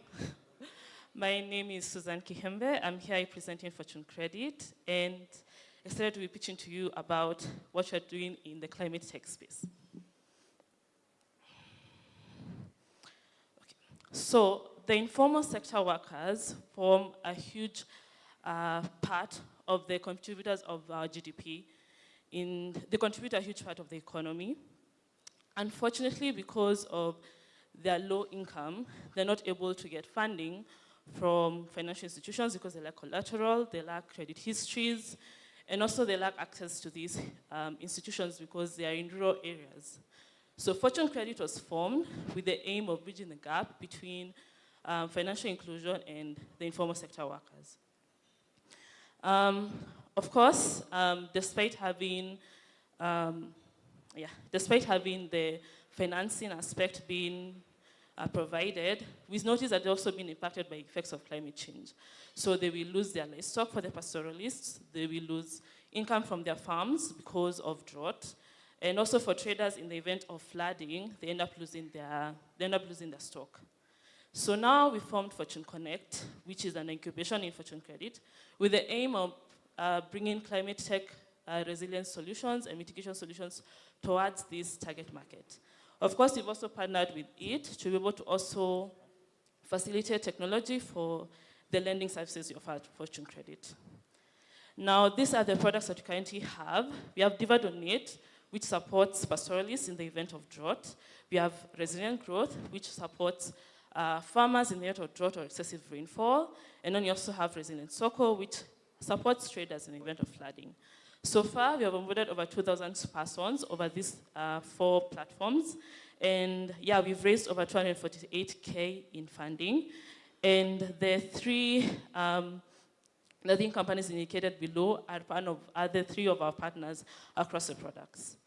There are millions of Kenyans who are actually in need of these products. Insurance firms have been able to actually provide products, but still the penetration is very low. And also, the people are unable to afford these products because, like I said, they're coming from low-income households. So with that, we are trying to leverage our connections with credit to be able to reach the clients. We partner with community-based leaders to be able to create products that actually are able to reach them. And then in addition to that, we offered risk tools at no cost to the clients in the aim of trying to grow them financially and then eventually, hopefully, gain revenue. So currently, this is our go-to-market strategy. We link with community-based leaders. We do community engagement and raise awareness campaigns in the aim of trying to reach our market. And currently, we are now looking for $300K USD in funding. The purposes of this is because we're trying to scale our products to bring in more revenue and try to now push Fortune Connect from being incubated to now becoming its own standalone institution. And the purpose of this $300K USD funding, we'll be able to grow our technology to be able to support the products as we scale them, to grow the data and risk models. In addition to that, to be able to gain new partnerships, and also another reason is to also be able to reach the communities, because we're trying to target now to reach, we have 2,000 onboarded, we're now targeting to reach 4,000. The calculated outcome from this is $243K USD at minimum to $405K USD compounded over the next 5 years. This is our team. We have Janet Kuteli, who is our founder and CEO with over 15 years in the financial sector. We have Josad Mutisia, who is the head of finance, who also has over 13 years of experience in the industry in microfinance and insurance. We have Benson, who has worked in insurance and the finance sector, creating products.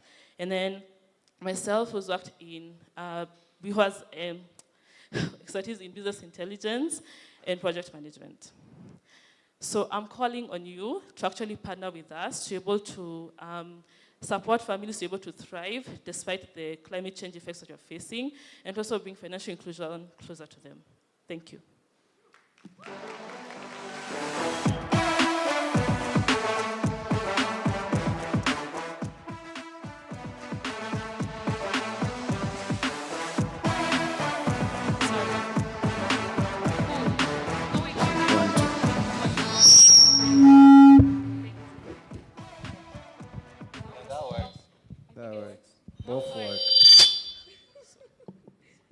Hello. Okay. Okay, this works. Thank you so much. This was really interesting. I want to ask the first question, which is around your competition. I know there's a lot of credit providers in the ag space, and where do you play compared to them, and how concentrated do you see that market? Okay, in the ag space, yes, we do have quite a number of credit providers. Yeah, it's a competitive space, but what we target to do is that we actually go to our clients where they are based. We have over 9 branches across the country. Most of them actually based over, let's say 70% actually based in rural areas with the aim of reaching the clients. We'll have a branch, and then we notice that they're actually traveling over 10 kilometers or 20 sometimes to be able to reach clients, and so we target to reach them there, and that's how we are targeting, that's how we are fighting the competition. And also our products range between 3 to 5%.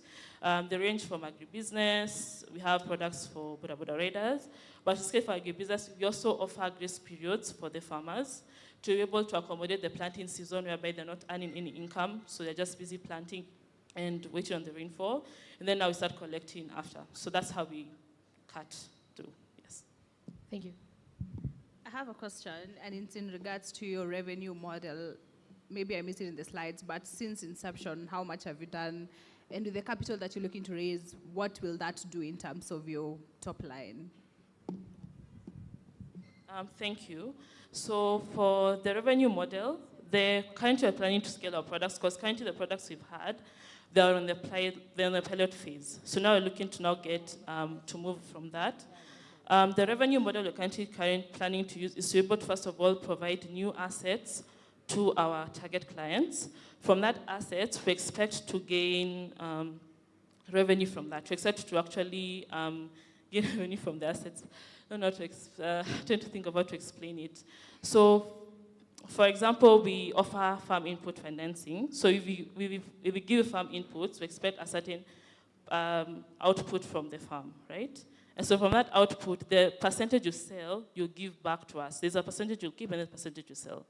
We're still at the ideation phase for scaling the products specifically, and that's why we're actually looking to now get into investors to actually assist us to grow and move from the ideation stage to now piloting now the new products as we scale them.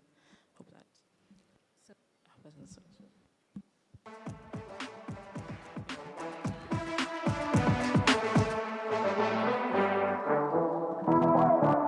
Okay, thank you so much, Fortune Credit. A round of applause for her. Now, next on stage, we have Green Voyage. A round of applause for them.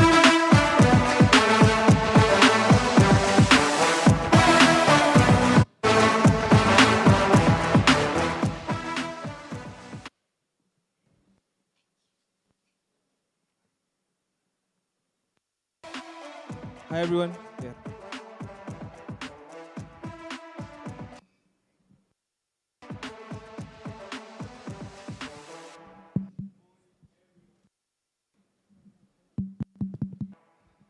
Yep. Morning, everyone. My name is Dennis Ngigi.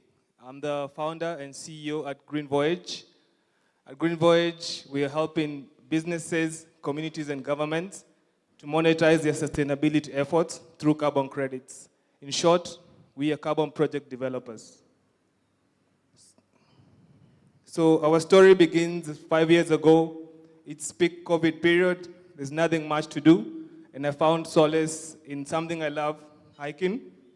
And so one day, me and my friends decided to conquer Mount Kenya, the highest peak in Kenya.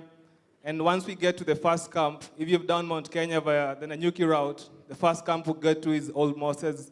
And as far as our eyes could see, the mountain had been burned to a crisp by a recent forest fire. So we sought to ask our guide what had happened, what had caused this fire. And what he told us was very profound, that this fire, like many others before it, had been caused by the communities around the forest, with an effort to encroach deeper into the forest in search for farmland. What he said stayed with me for a while. Unknowingly, our R&D journey had begun. We sought to find out how best could we help communities to coexist with the environment, and we came across the concept of carbon credits. But our research didn't stop there. We found out a few other things. First, there was no specialized knowledge on carbon markets and carbon credits. It was inaccessible, and whatever was there was very expensive. We also discovered that there was billions of dollars in carbon credits that were untapped, especially here in Africa.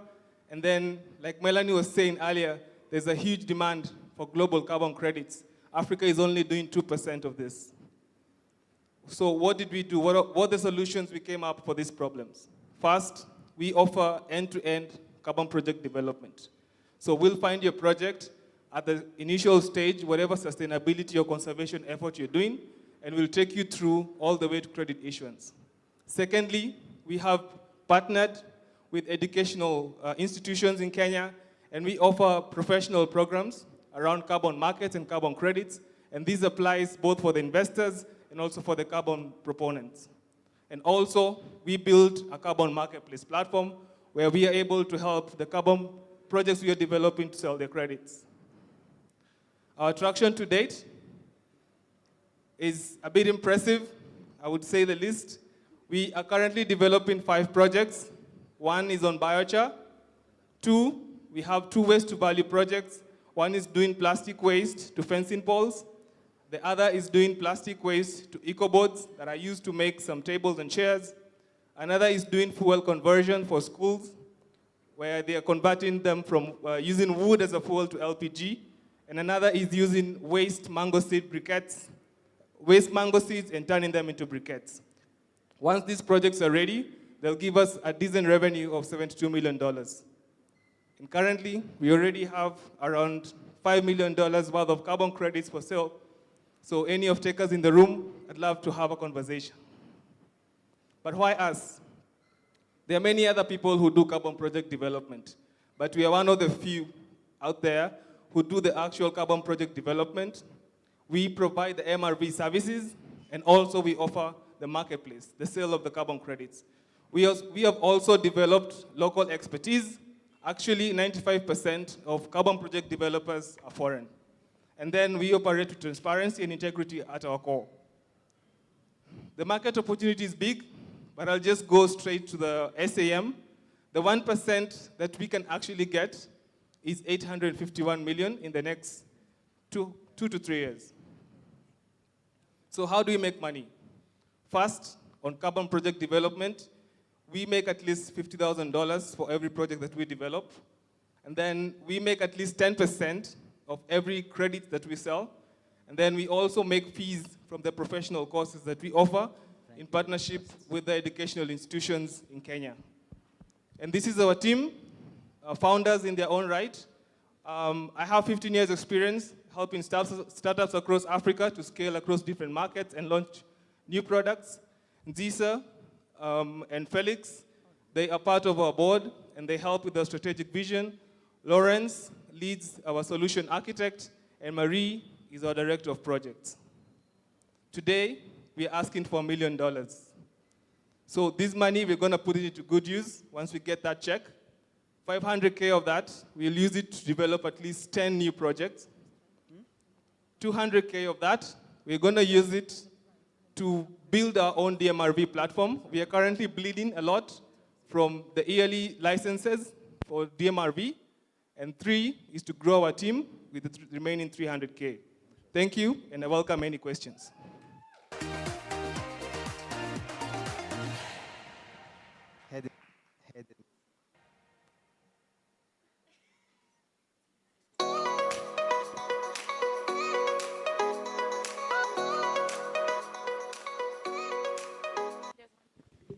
Hello, hello. Thank you.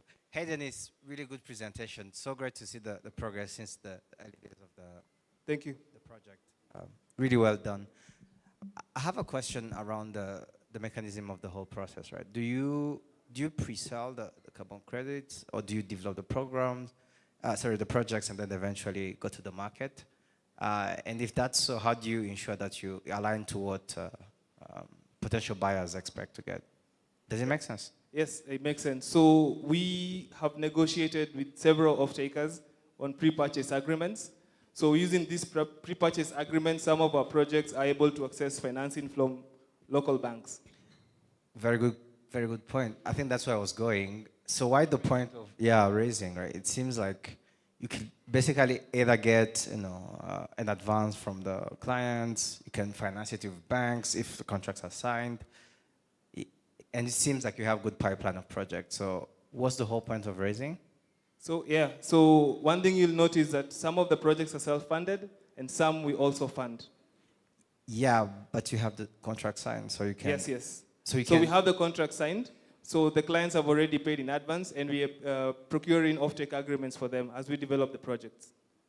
Okay. You can develop with the money you got from the... Sorry? You can develop the projects with the money you got from the clients? Yes. Okay. So there is no need to fundraise?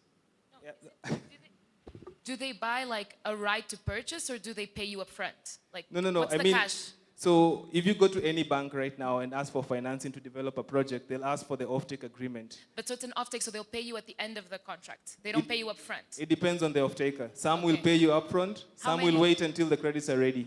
Okay.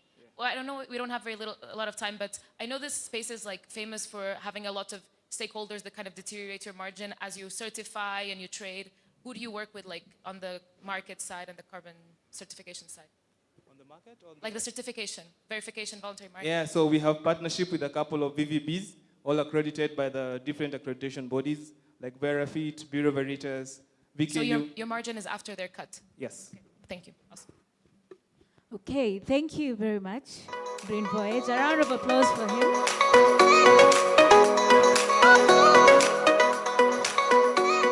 So we're moving on to the next startup. And the next startup is Protein. So a round of applause for him as he makes his way to the stage.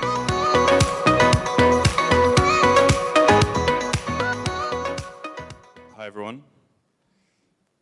What if the food that should heal us is quietly poisoning us? My name is Tommy, and I'm the co-founder at Protein. Across the world, 4 million tons of pesticides are being used every single year by farmers on their fields. That's the equivalent of every human being drinking half a liter of poison. And at the same time, across the world, inflammation-based diseases are on the rise, like autoimmune conditions and cancers. And all of this starts from inflammation in the gut. And just like our gut microbiome suffers under chemical load, so does the microbiome in soils. Our gut microbiome keeps us alive and healthy. And the microbiology in the soil does the exact same thing for crops. But an overuse of chemicals leaves not just us, but also soils weak, dependent, and diseased. And if we want a healthy planet and healthy people, we need healthy soils. Unfortunately, farmers across the world, here as well, are completely hooked on chemical fertilizers. Just like we as humans, a lot of us are hooked on sugars and antibiotics. It leaves us dependent. It gives you a burst in the beginning, but then you crash and the system is damaged over time. The only way forward is that we wean farmers off of this addiction and move to a regenerative system. So that's why at Protein we created PowerGrow. What is PowerGrow? PowerGrow is an organic-based fertilizer made from feeding food waste to insect larvae. How does it work? We take food waste like coffee pulp, avocado oil pomace, we feed it to insect larvae that create this organic fertilizer. But then we take the best of human engineering, ammonium sulfate, and we combine it with this organic fertilizer. We enrich it with biochar and beneficial fungi. And the best part is that our factories are located as close as possible to these food processors.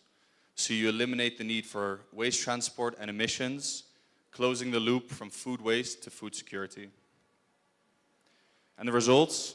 Soils that are alive, plants that are healthy, and the best and most important part is farmers that use far fewer pesticides, if any, at all.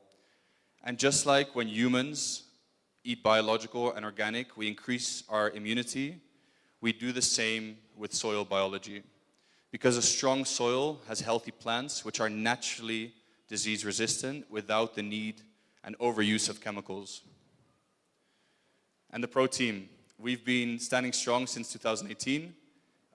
We've been building factories from Uganda to Rwanda, and now we're moving to Kenya. We've proven that we can scale across borders, scale across the region. And if we want to create a healthy planet, we need healthy soils. Food is medicine, and soil is the pharmacy. Thank you very much.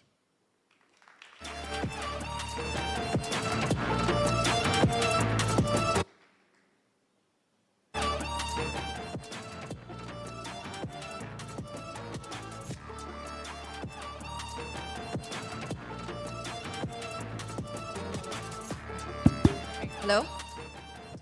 Hello. So maybe I didn't get it right. So are you bidding alone or you have a team?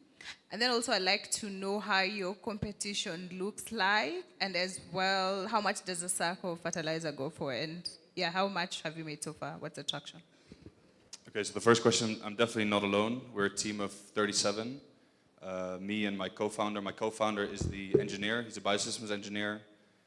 He studied in Wageningen University. We've been living in Uganda since 2018. We moved to Kenya this year. And then we have an amazing team of now Ugandans, Rwandans, Kenyans, engineers, everything. The second question was about competition. So we need way more, much more organic fertilizer in the region. When you talk about competition, you have competition on the input side. So we need raw material. So we use avocado oil, pumice, and coffee pulp mainly. As maybe you know, in Kenya, there's a lot of avocado oil waste. So that's a great source. If you look at organic waste, you can look at market waste. You can look at other animal manures, water hyacinth. So there's competition on the input side, but not enough. We need more. And then on the other side, we're competing against the chemical fertilizers. In that way, you're competing against the government because they subsidize it. The important thing in the last part was about the cost. Instead of talking about the price per bag, we are at the same price as chemical, which is very important, which is slightly lower than the subsidized price of 2,500 shillings per bag. And our yields are at the same or slightly above, which to beat chemical and yields it's impressive. You know. Yeah, first of all, great presentation. I think we need more organic products on the market, and really impressed to see what you guys are doing and how long you've been working on it. Also really impressed to hear that the price is really the same compared to non-organic fertilizers. The key challenge ends up being most of the time distribution.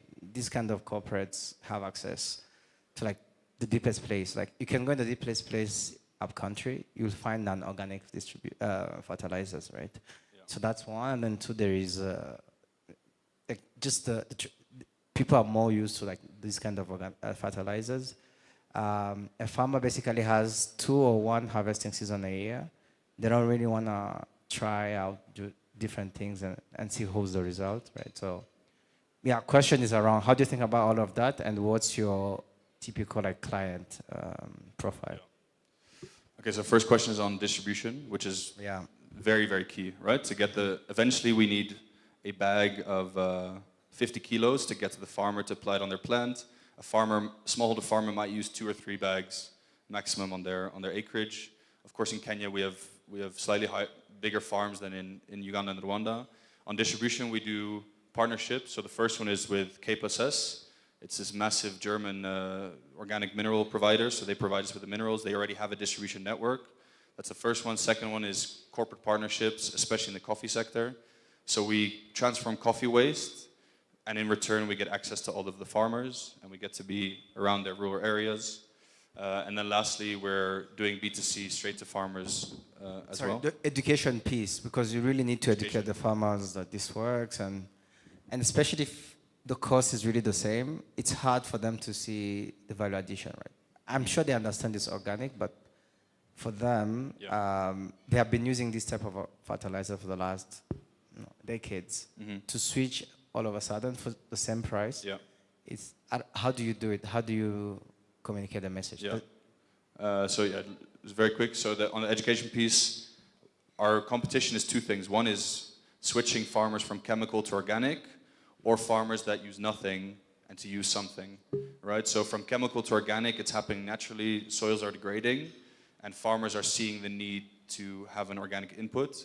So that education piece is easier. It's farmers that already know fertilizer. On the the farmers that don't use anything, we work with these corporate partners, do regenerative trainings, and eventually they have to see the yield. So it's long cycles, they see the yield, and then they see that it works. Thank you. Thank you. Thank you. Thank you, everyone. A round of applause for him. Thank you very much. Now, we're going to have our last but not least startup. If you'd like to interact with the startups that have presented, you can chat with them.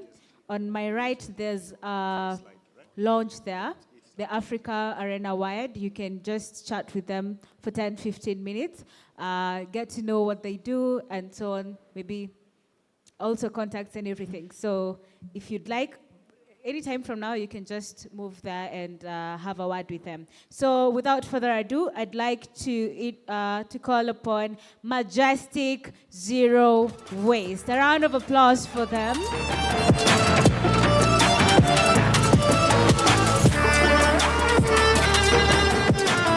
Hello guys, good morning. My name is Stephen Musyoki. I'm the founder of Majestic Digital Hub, owned by Majestic Zero Waste Management Limited. I'm going to present a circular economy model that deals in sustainable waste management, BSFL farming, and aquaculture. Thank you. Welcome. We have a challenge in Kenya, whereby we have a waste management problem. We also have food security problem and youth unemployment. So we have come up with a method whereby we are turning waste into something that is useful while using technology. In BSL farming, we collect trash, and trash we categorize into biodegradable, plastics and paper. Where the biodegradable waste, we cultivate black soldier fly larvae that has a high protein content, and out of that process of cultivation of black soldier fly larvae, we also produce organic waste, and also the black soldier fly larvae, we use it to manufacture fish products, that is fish feeds and chicken feeds. The fish feeds that we manufacture, we use it for our aquaculture, whereby we rear marine tilapia and prawns. In our waste collection model, we use an app. The app is able to basically help us segregate waste at the point of entry, that is at the customer's level, whereby the customer is able to take pictures and take videos when he feels that trash is ready for collection, then he sends us as a request. Because the current model is whereby you send someone, maybe you are not in the house, that person goes away, or maybe you are in need of waste collection and the person cannot be found. So you are the owner, or you are the person who determines when waste to be collected. As I've said, our revenue business model is that the BSFL that we produce, we are able to sell. Currently, we produce 100 kgs every 14 days, and that is for the live larvae. And for the dry larvae, we get about 70 kgs in 14 days. That goes between 2 to 2.5 USD per kg. The fish that we produce, currently we produce about a ton for every harvest cycle, and we sell at USD 3 per kg. The prawns that we produce around 2 tons per every harvest cycle, and it goes for USD 6 to 12 per kg. Then we also have the composite manure. The composite manure we sell at USD 1.5. So that's our app. Market traction, we have been in operation for three years, and we are at a grassroots level. whereby now we connect communities and the local government. Our revenue streams, as I've said, we sell BSFL, aquaculture, and also the recycled composite manure. Why we are looking for funding? It's because we need to have a bigger BSFL farm and also to have hatcheries. Because currently we are buying fingerlings and it's very expensive. So if you get somebody who can invest in an hatchery whereby you can produce our own prawns, you can produce our own fish, fingerlings, then of course the revenue will be much higher. We are looking at producing around 600 to 800 kgs per month, per day, utilizing 2 tons of waste. So we are proven for that we have a track record in Mikindani, Mombasa. So I'm the CEO, and also we have Kennedy Togo as the Director of Operations, Eunice Okoth as the Program Manager, Alex Masinde Finance, Sharon as HR and Admin. So those are our ponds, fish, and our prawns. As you can see, they are very big. You can't get this size in the ocean, but you can get it in the pond. So we want to expand this project in all coastal region areas. So we are asking for USD 500,000 so that we invest into the hatchery and also the BSFL farm, and also expand our scope in the app. Thank you. Any questions?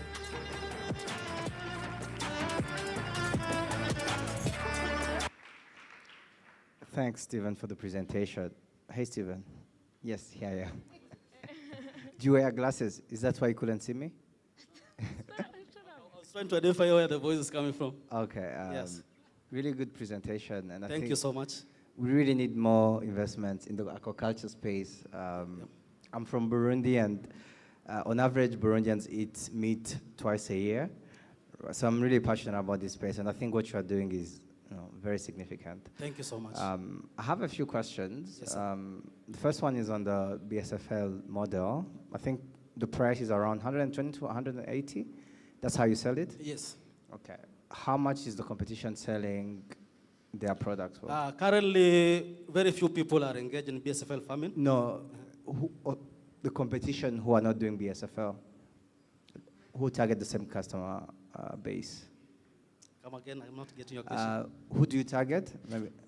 We target, of course, the fish farmers and the chicken farmers. Perfect. What do they use right now? Currently, they buy from factories, and it's not easy. It's very, very expensive. The BSFL model will provide a cheaper feed alternative for the farmers. And BSFL has a very high protein content, around 90% protein.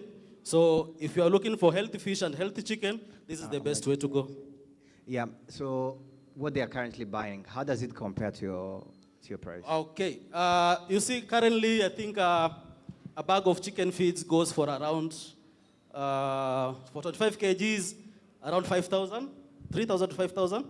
But you see for us, we are selling at the BSFL, dried BSFL kg at 250 Kenya shillings. The live BSFL, we are selling at 200 shillings. Yeah. So if you convert that maybe to as compared to the rest, we find that we are very cheap. Like 10%, 20% cheaper? Around 20% cheaper, yes. Okay. Yes. Thank you very much. Thank you. My question for you is about the sustainability and the growth of the business. So have you thought about how much capital you need to raise to keep growing this business, seeing as it's so capital intensive, to reach that 200% ROI that you have on the slide? Oh, yeah. Currently, as I said, we are looking at, currently we have invested around 1 million USD currently. And what we are looking for is 500 USD, at least for the hatchery. But I'm saying, so for example, next stage of growth, next year, you want to have another facility, you want to invest in your distribution. How much money over the lifespan is required to plug in to get that out? That is 500 USD. That's it, and then we're golden. Yeah, exactly. Sounds great. Yes. Thank you. Thank you. Of time, that's why. Okay. Thank you. Thank you so much. Thank you so much.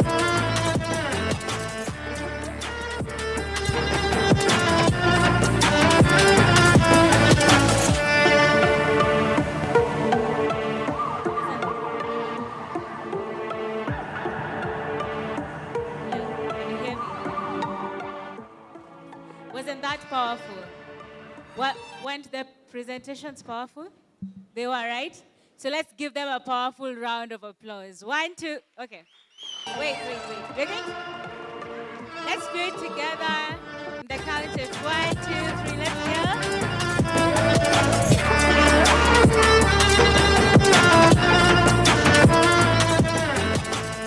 So, before we set up and before we go to our next panel, you probably haven't talked to the person who's next to you or behind you. And probably your next contract is a conversation away, you never know.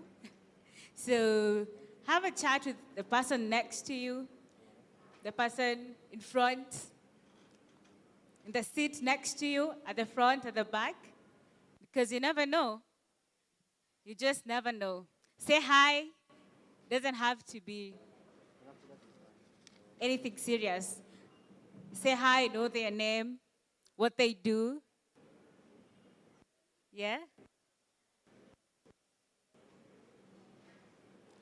Others are sitting alone. You can walk to a seat and say hi.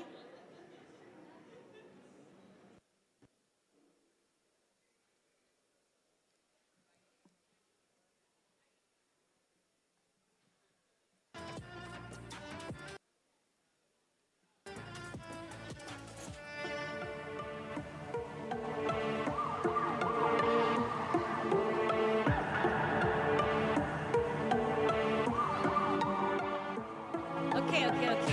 So we'll continue with the conversation during lunch. Thank you very much.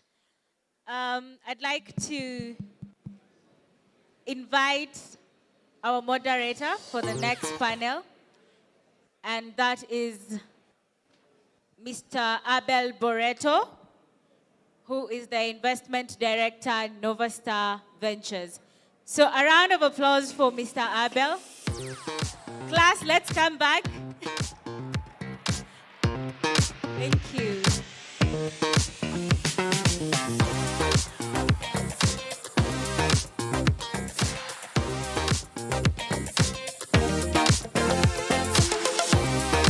So Mr. Abel is going to be joined by 4 wonderful panelists, and that is Alice Morton, Caroline Kimani, Florent Duwayezu. This name is playing tricks with my tongue, I'm not sure.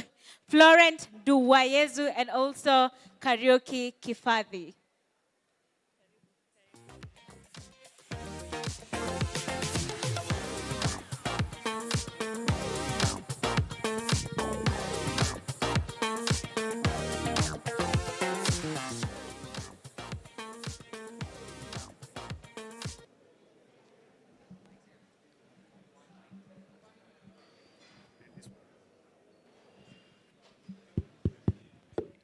Test.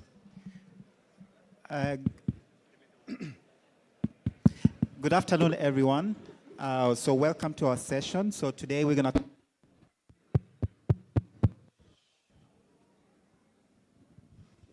Hi, everybody. The last person still speaking, you owe me nyama choma. So if you're still speaking, and oh yeah, I've got a few people there that are going to buy me some nyama choma. Thanks. I see 1, 2, and then some ladies at the back. So we're going to give this amazing panel their opportunity. They are standing in between lunch and us. So they've got great content that you've been waiting for the whole day. Let's give them a big round of applause as they settle in for their panel. Let's give them a big round of applause. Thank you.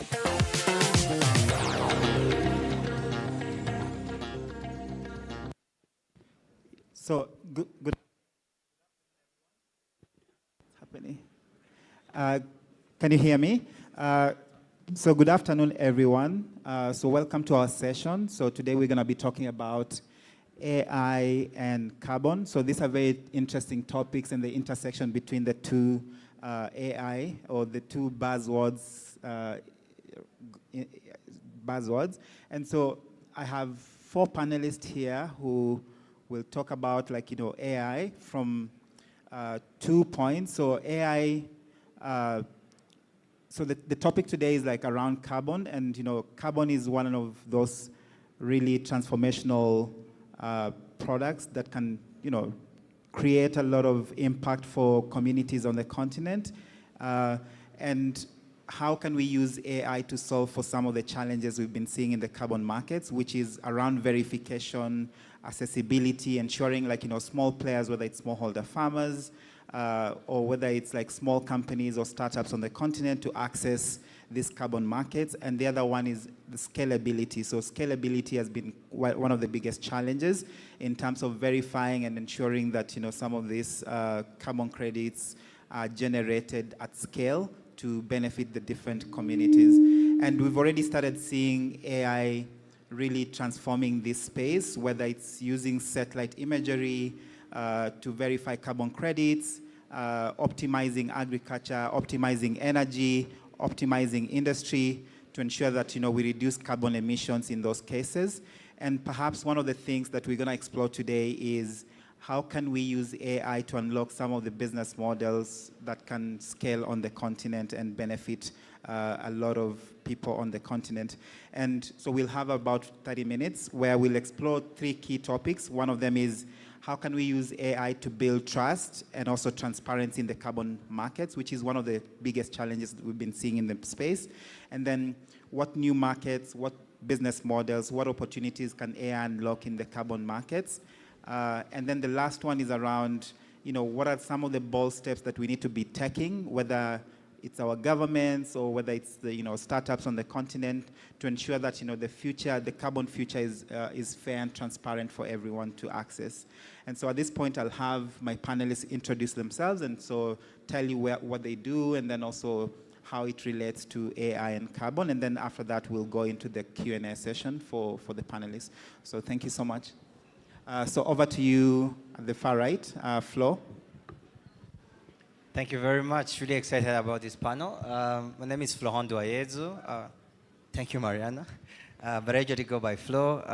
Work in the early stage investment space, initially in consulting, moved into the investment space, working for growth stage and early stage. So really excited to do this. On the side, I'm also part of this thing called Climate Hack, where we encourage and bring together investors in the climate tech space. So yeah, something I do on the side, but really excited about this and looking forward to it. Thanks. I'm Alice Morton. I'm a program manager for the African Carbon Markets Initiative. So really what ACME is working to do, it's an ecosystem builder, and it's working to make carbon markets work better for Africa. And so we work on integrity, we work on promoting the benefits of African carbon projects, and we work with African governments and policymakers. Yeah. And before that, I was at Cocoa Networks for a long time, so a climate tech company who were like a first mover in credits for cook stoves. So yeah, been on the operator side as well. Cool. Hi, everyone. My name is Caroline Kimani, and I am a carbon technical consultant. I've spent the past 8 years building and implementing nature-based solutions with communities. And for the past 5 years, worked with different carbon developers, developing different climate solutions, nature-based solutions, and energy projects as well. So right now I support different developers with technical documentation or corporates looking within their supply chains to do carbon insetting and also auditing of carbon projects. And yeah, happy to be in this session. Hi everyone, my name is Karaoke Kibadi. I'm the program manager at Decarbonize Initiative. At Decarbonize Initiative, we essentially partner with various global organizations to launch their initiatives locally and also conduct carbon pre-feasibility studies and pilot programs. And myself, I'm Abel Boreto, as my name is there, like investment director at Novastar.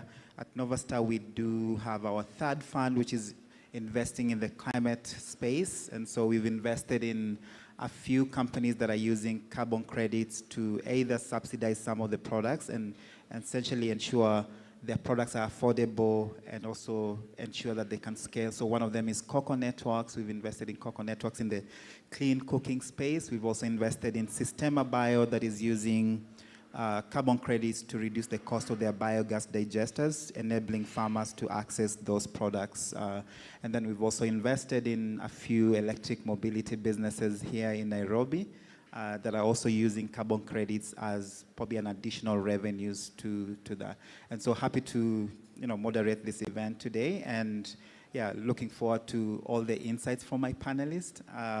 And so to start, I wanted to talk about some of the challenges that we've seen in the carbon market. So we've seen a lot of growth, but then in the last 2 years, we've seen a lot of challenges with, whether it's the verification aspect of it or some of the other challenges. And I wanted Alice to, talk more about what are some of the challenges we've seen in the carbon markets. Yeah, sure. So for those of you who set up a carbon project, you probably know that it takes a lot of work. So you're collecting a lot of data. You're going out into the field. You're manually calculating emissions baselines. You're collecting your customer usage data. And you collect data and analyze data both when you register a carbon project, but also when you verify the project every single year. So it's a really big overhead for any carbon project developer. I think the second thing that I want to talk about is there's been a massive challenge around the integrity of carbon credits. So this old way of doing things, the manual collection of data, the manual crunching, the field work, has really fallen out of favor. And we're really seeing a world where the credits that are valuable, the credits that are going to sell, are the ones that use digital monitoring. And that, I think, is where AI can really come in. Cool. And so the follow-up question to what you're saying is, so how do you see AI being used to solve for some of those challenges that you talked about? Cool. So lots of different ways. So it depends very much on the type of project. So we have nature-based projects, and here we see AI coming in through the use of satellite imagery to calculate forest cover. We also see the use of AI in soil carbon analysis. And then in technology projects, we'll typically see the use of IoT, internet-connected devices, to collect customer usage data. So basically, we're saying that customer is still using that cook stove 2 years after we sold it. Okay. Thank you. So another follow-up question to that is for you, Flo, which is around the verification of carbon credits has been one of the sticking points around carbon in the carbon market, and how can we help ensure transparency and prevent greenwashing in a lot of these cases? So you've had, I think there was the Guardian article which talked about some of the forest or agroforestry carbon credits which were found to be, problematic in terms of verifying that. So how can AI specifically be used in those cases? And can you expound or give a concrete example in that case?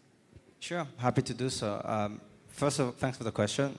First of all, I think there is a lot of solutions that will actually need a lot of carbon credits to be viable, a lot of impactful solutions, but unfortunately are not yet to the level of reaching commercial viability. And to really push to that level, I think we really need a bit of support from the carbon market space, right? I think Tesla is a really good example. Over the last 10 years, I think they have gotten 9 billion worth of carbon credits, which is a huge amount, and has really helped them, buy the time, buy the resources to actually develop a product that is helpful. And I think we need the same on the continent. How I see AI working, I think there's many challenges. I think she has mentioned it. But I think another key challenge that we really need to talk about is really around the data. It's just really hard to obtain data, especially in this kind of markets. A lot of it is stuck in someone's office on a piece of paper. Hard to process this kind of information, hard to consolidate it, and hard to provide insights that will help with verification. And I think that's where AI can play a key role, really, ensuring that you are able to process large information of data and provide very insightful results that will guide decisions, not just for governments, but also private sector, right? So I think that's a really key area. I can talk about other areas, but I think that's what I really want to emphasize on: data collection and data processing. Cool. So for my other panelists, so the other question I had for you was around what new business models or markets could AI unlock on the continent? Right, so I can think of three. The first one is what we are currently implementing at the Decarbonize initiative, that is dynamic pricing. When we perform or conduct carbon pre-feasibility studies, we're able to use AI and satellite imagery for mostly nature-based solutions to go and map out the particular area that we're looking at, the study area, and then now use machine learning algorithms to calculate the estimated carbon stock value. And using various formulas, we can convert it to carbon credits. So that kind of dynamic pricing is one. Number two is the real estate property valuation.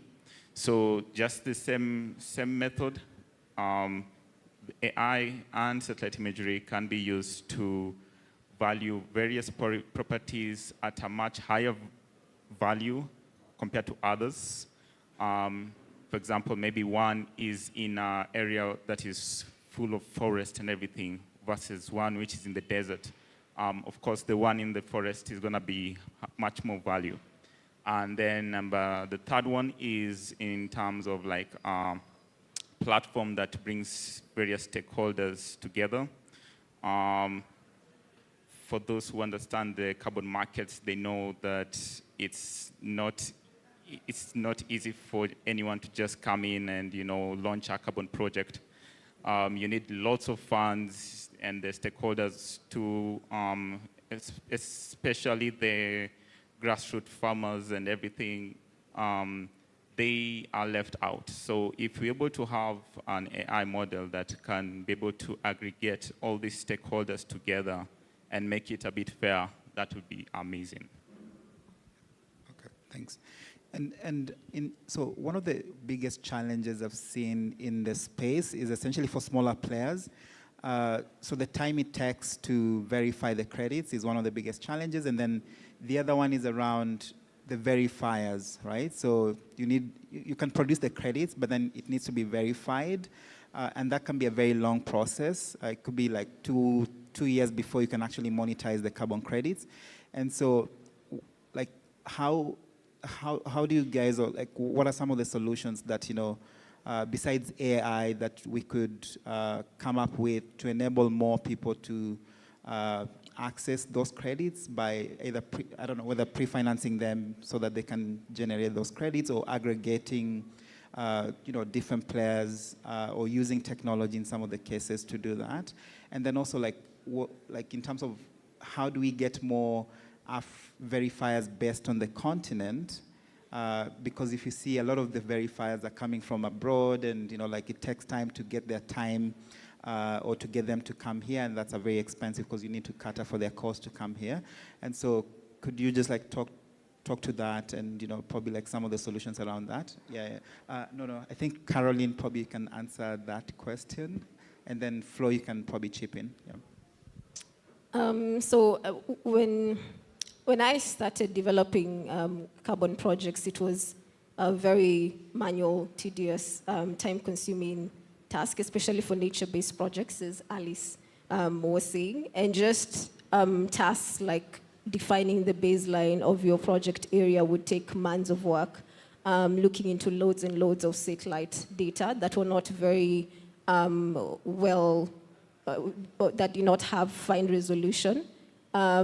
But now the space has changed so much, and there's more and more service providers that are offering DMRV solutions. And for some of the projects that I'm working on, defining the baseline of a project, and even more innovative ways of baselining and additionality, like dynamic performance benchmarks, for example, in afforestation, reforestation projects, can be done in just a few weeks through AI-trained models and through satellite global data sets that have become available, even LiDAR data that is now open source and available.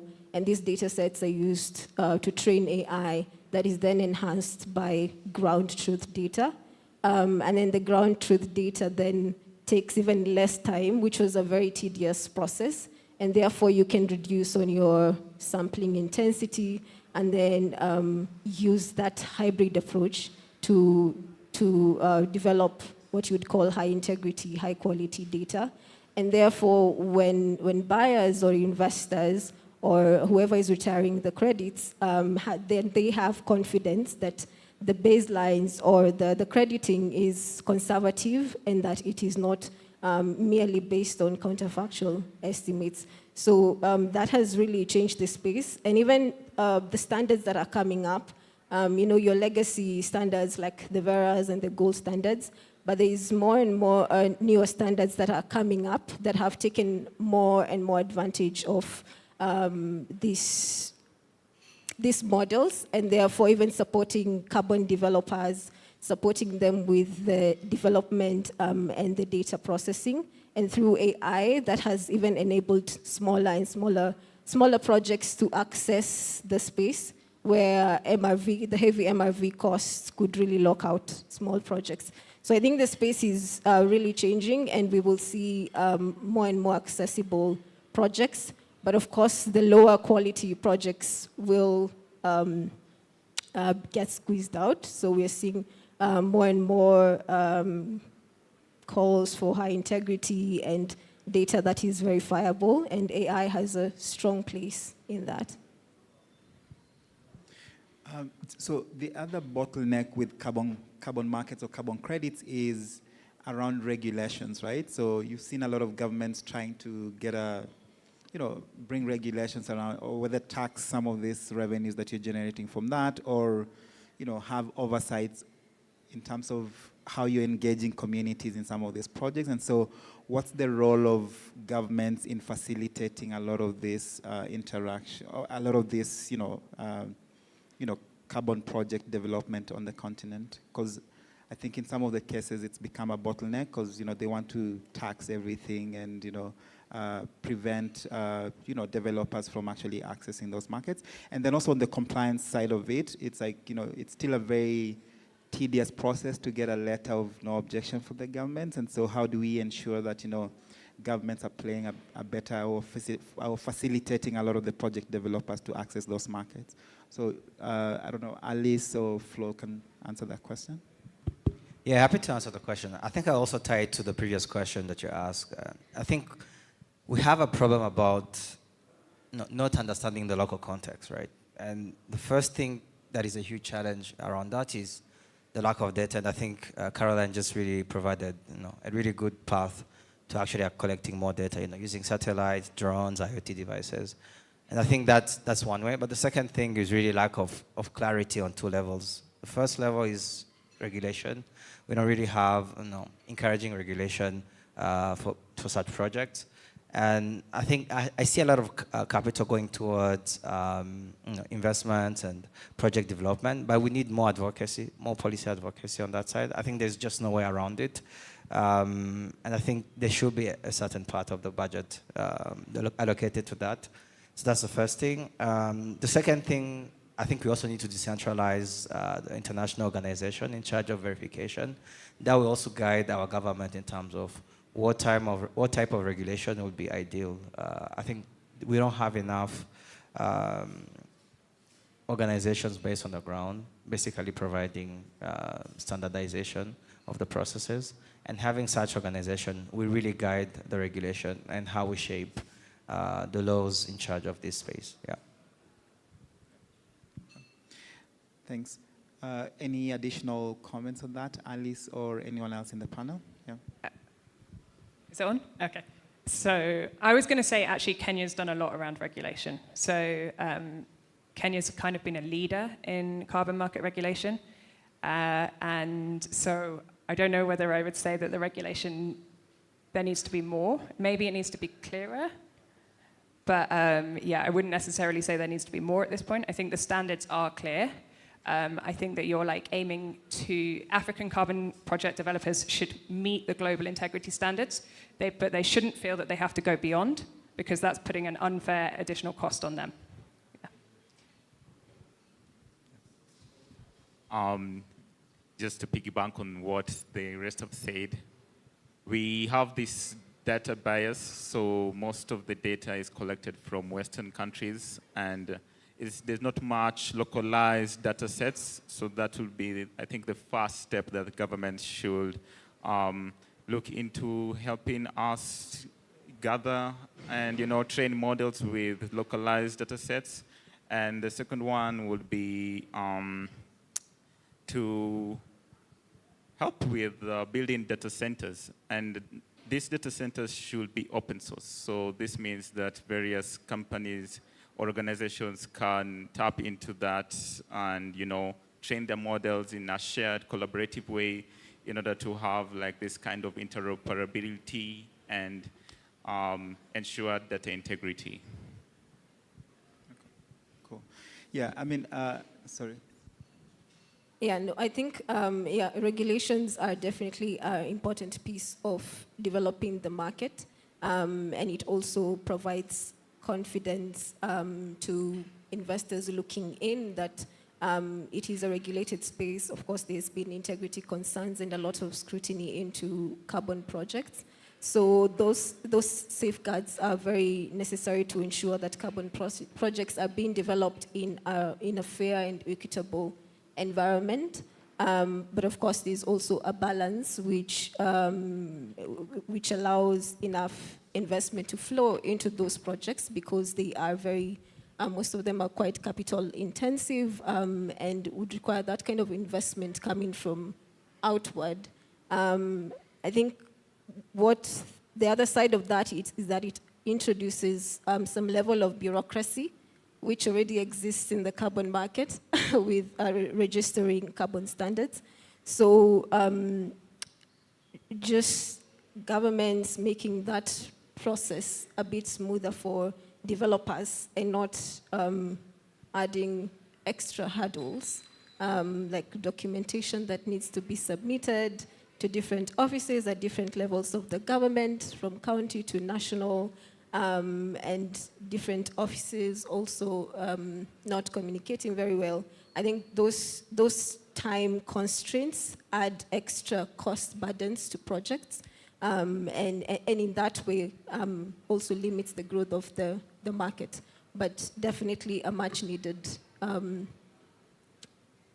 thing. Cool, thank you so much. I'd made time for a few Q&A, like, questions from the audience. So if anyone has any questions to the panelists, so you can probably raise your hand. Probably we'll take 1 or 2 questions or 3 questions. Ed? Can we have...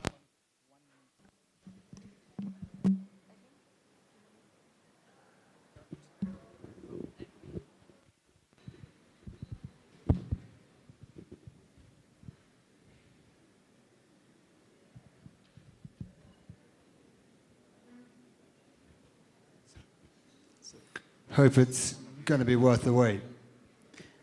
Sorry about that. Thanks for the microphone, and thanks very much for the really interesting session in this important area.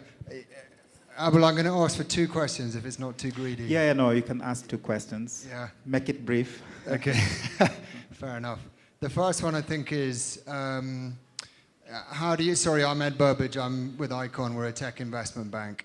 And my question is, how do you feel we should go about valuing carbon credit revenue in businesses in Africa at the moment, given the volatility of the market and pricing and revenue streams? My second question is, moving on from carbon credits, I know some of the panel talked about nature finance a number of times, moving into biodiversity credits, nature for debt swaps. How do you see that playing out in our landscape? And so, Abel, happy for you to take the first one and to direct the second one to your panel, if that's okay. Okay. On the first question, in terms of carbon revenues, I think we treat it as any other revenue, right? And I think we do probably on the compliance market. So on the compliance market, it seems it's a lot more stable because, you know, once you get the letter of no objection from the government, you're able to access these markets that are regulated. And so it's mandatory for companies to essentially like offset those. And you know, like the penalty for not doing that is you need to buy this, you know, carbon from these markets. And some of the countries have been very progressive, whether it's Japan, South Korea, and those, and the EU. And I guess it's difficult to access the EU market, but I think, you know, South Korea and Japan markets, and I think Switzerland have been probably the more progressive in that space.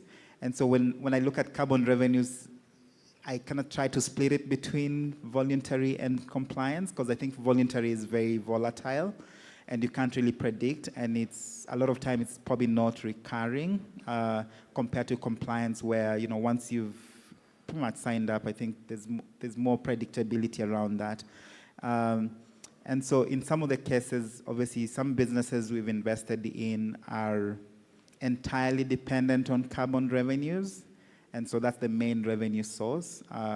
For some businesses, it's pretty much like an add-on, and for those ones I usually discount it, because especially if it's targeting the voluntary market, because like it's unpredictable. You can't really, like, you know, you'll find some people like they're projecting like, you know, carbon revenues will be significant, but if you look at the actual business model, it's really not dependent on carbon. But I think for the ones that are dependent on carbon, you know, like it's a do or die thing, so they have to really make it work. And I would say, I don't know what multiple I would put on them, but depending on the industry, like, you know, a comparable multiple would make sense. Yeah. Yeah, just to add to that. I hope I've answered your question, but yeah, thank you. Sorry, yeah, thanks, Abel. Just to add to that, I will say what I try to encourage companies or developers, as a matter of fact, in this space is the carbon market should be additive, not your main source of revenue, really.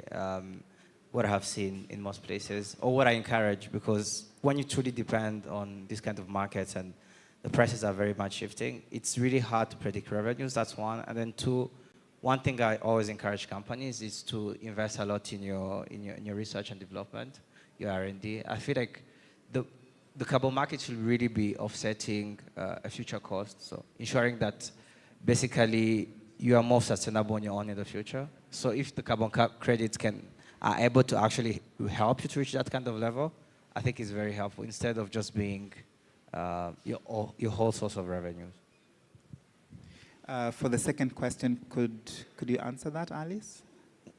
Do you remember the second question? What was the second question? Ed, can you ask the second question again, clearly? Sorry. Yeah, it was just moving on from carbon credits, then moving on to nature. One or two of the panel talked about nature, so biodiversity credits, debt for nature swaps. How do you see that playing out?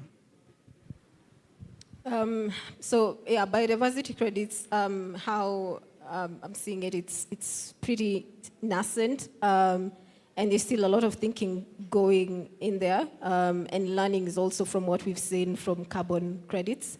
And some of the challenges being that biodiversity cannot be standardized as a unit like carbon credits have. So we know a carbon credit is a ton of CO2 equivalent, but how do we standardize biodiversity? Is it a hectare? But how do we standardize biodiversity? Is it a hectare? Abundance or species-related metrics? And there's been a couple of standards that have developed methodologies and how they see it best to quantify what nature conservation or nature enhancement could look like and what those gains could look like. The other challenge is offsetting biodiversity is not really practical, because if you you degrade leopard habitat in one part of Africa and then try to offset that with the habitat of an elephant somewhere else, then that's not practical, and it beats the whole point of biodiversity protection. So I think else, then that's not practical, and it beats the whole point of biodiversity protection. So I think how I see it is that the market makes sense for organizations, funds that are looking to fund results-based biodiversity work, and probably not necessarily offsetting, as is the case in carbon credits. Pulling funds that could flow into biodiversity work, and you want to see verifiable gains in habitats, in species that has actually been verified by a standard and possibly third parties, then in that way, there's finance flowing into biodiversity, but not a copy and paste of carbon credits, and that there's also verifiable nature stewardship and by communities, and there's an actual uplift of community life. Yeah, I totally agree on that. Like, I've seen a few businesses where, like they're talking about biodiversity credits, and one of the biggest challenges is around standard.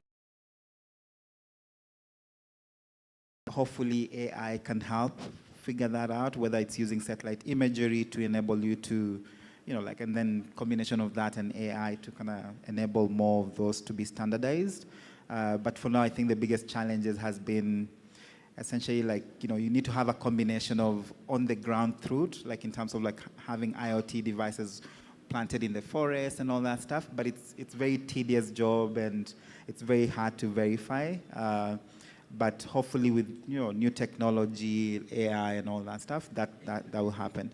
So I think we've run out of time for this, and so as a conclusion, I'd love to thank my panelists for your contribution, and also the audience for listening to us babble through this discussion. And yeah, hopefully we'll see a lot more business models unlocked by AI, especially in the carbon space, and we'll see more democratization, better verification through the use of AI on the continent, and hopefully we'll have local verifiers who can help, unlock a lot of these opportunities for smallholder farmers, for startups, for local communities on the continent. So thank you so much for listening to us, and looking forward to interacting with a lot of you. Thank you.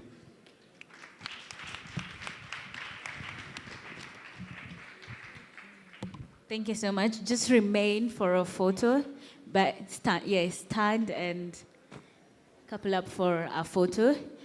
I know I'm standing between you and lunch, right? And I wouldn't want us to go out for lunch without recognizing our sponsors. And so once I mention a sponsor, let's just give them a warm round of applause. So starting with AWS Startups, a warm round of applause for them. Make it better, We also have Reddington, a warm round of applause for them. Better? We're going for lunch, we're going to re-energize, right? Then a warm round of applause to Vontech. Let's do it. Thank you. Also GIZ Size, a warm round of applause for them. Kawi Safi, a warm round of applause for them. And last but not least, Metis, a warm round of applause for them. So thank you to everyone who has been part of this first session. Thank you to our panelists. Thank you to our keynote speakers. So we are going for lunch. It's a 1 hour break. So we're going to break right now at 1 p.m. and come back at around 2 p.m. So make sure you use this time to network, Make sure you network and also visit the startups, know what they're doing. They did wonderful presentations. Network with everyone around here, because you never know, you're a contract away, conversation away. Your contract is a conversation away, right? So let's break for lunch, sorry. We'll be back here at 2 p.m. So what we're going to do, I haven't given you the instruction yet. Kindly let's listen. So we're going to have two lines. We're going to line up, one on this side and the other one both on this side. And so we're going to have two lineups, one on the left and one on the right, as we move to fill our plates. So we can start from here as we head out for lunch.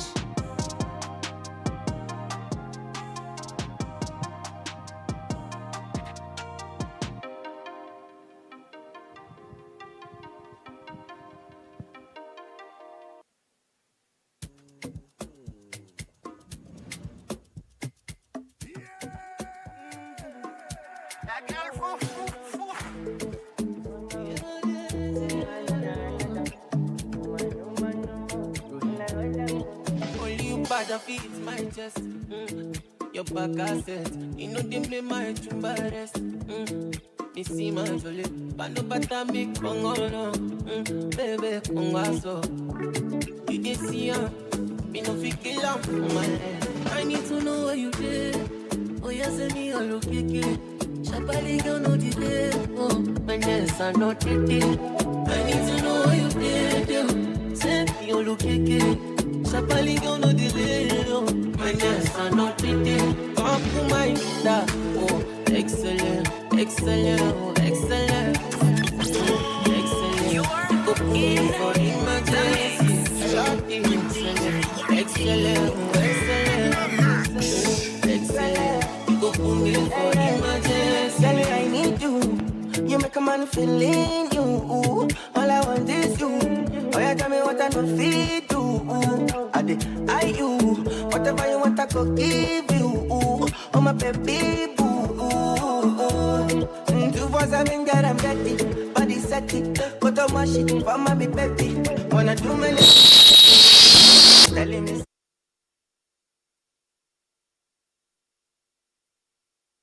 Friend me when she bend it. She go put me for it. I need to know what you did. Oh yes, me all okay. Shabali girl no delay. My nest are not ready. I need to know what you did. Say you look again. Shabali girl no delay. My nest are not ready. Come to my leader. Oh, excellent, excellent, oh, excellent. Excellent. You go put me for emergency. Shorty, excellent, excellent, oh, excellent. Excellent. You go put me for emergency.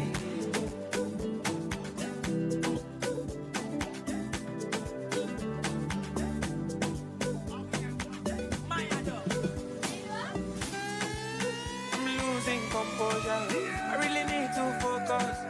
I really need to focus. There's something inside you, I've been what you want right now. In fact, I'm on my way right now. So tell me if you did like I really did for you. Oh, like I did for you. I'm more young, I did for two. I put the risk down for your sake, so make you know they carry do. But till I get time, I'm on you.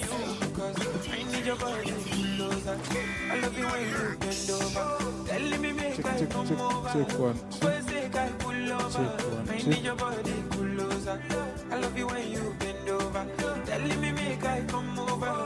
For your sake I pull over. Pull over. Girl, I've been outside waiting on you. She go call me, make I know. Cause I'm in love. Check. And if you need Check someone, 1, 2. then I'll be your whole. You no get no option. I be talking. I feel like when you come my way, there's something I must say. Tell me if you did like I really did for you. Oh, like I did for you. I'm more young, I did for two. I put the risk on for your sake, so make you know they carry do. I'm a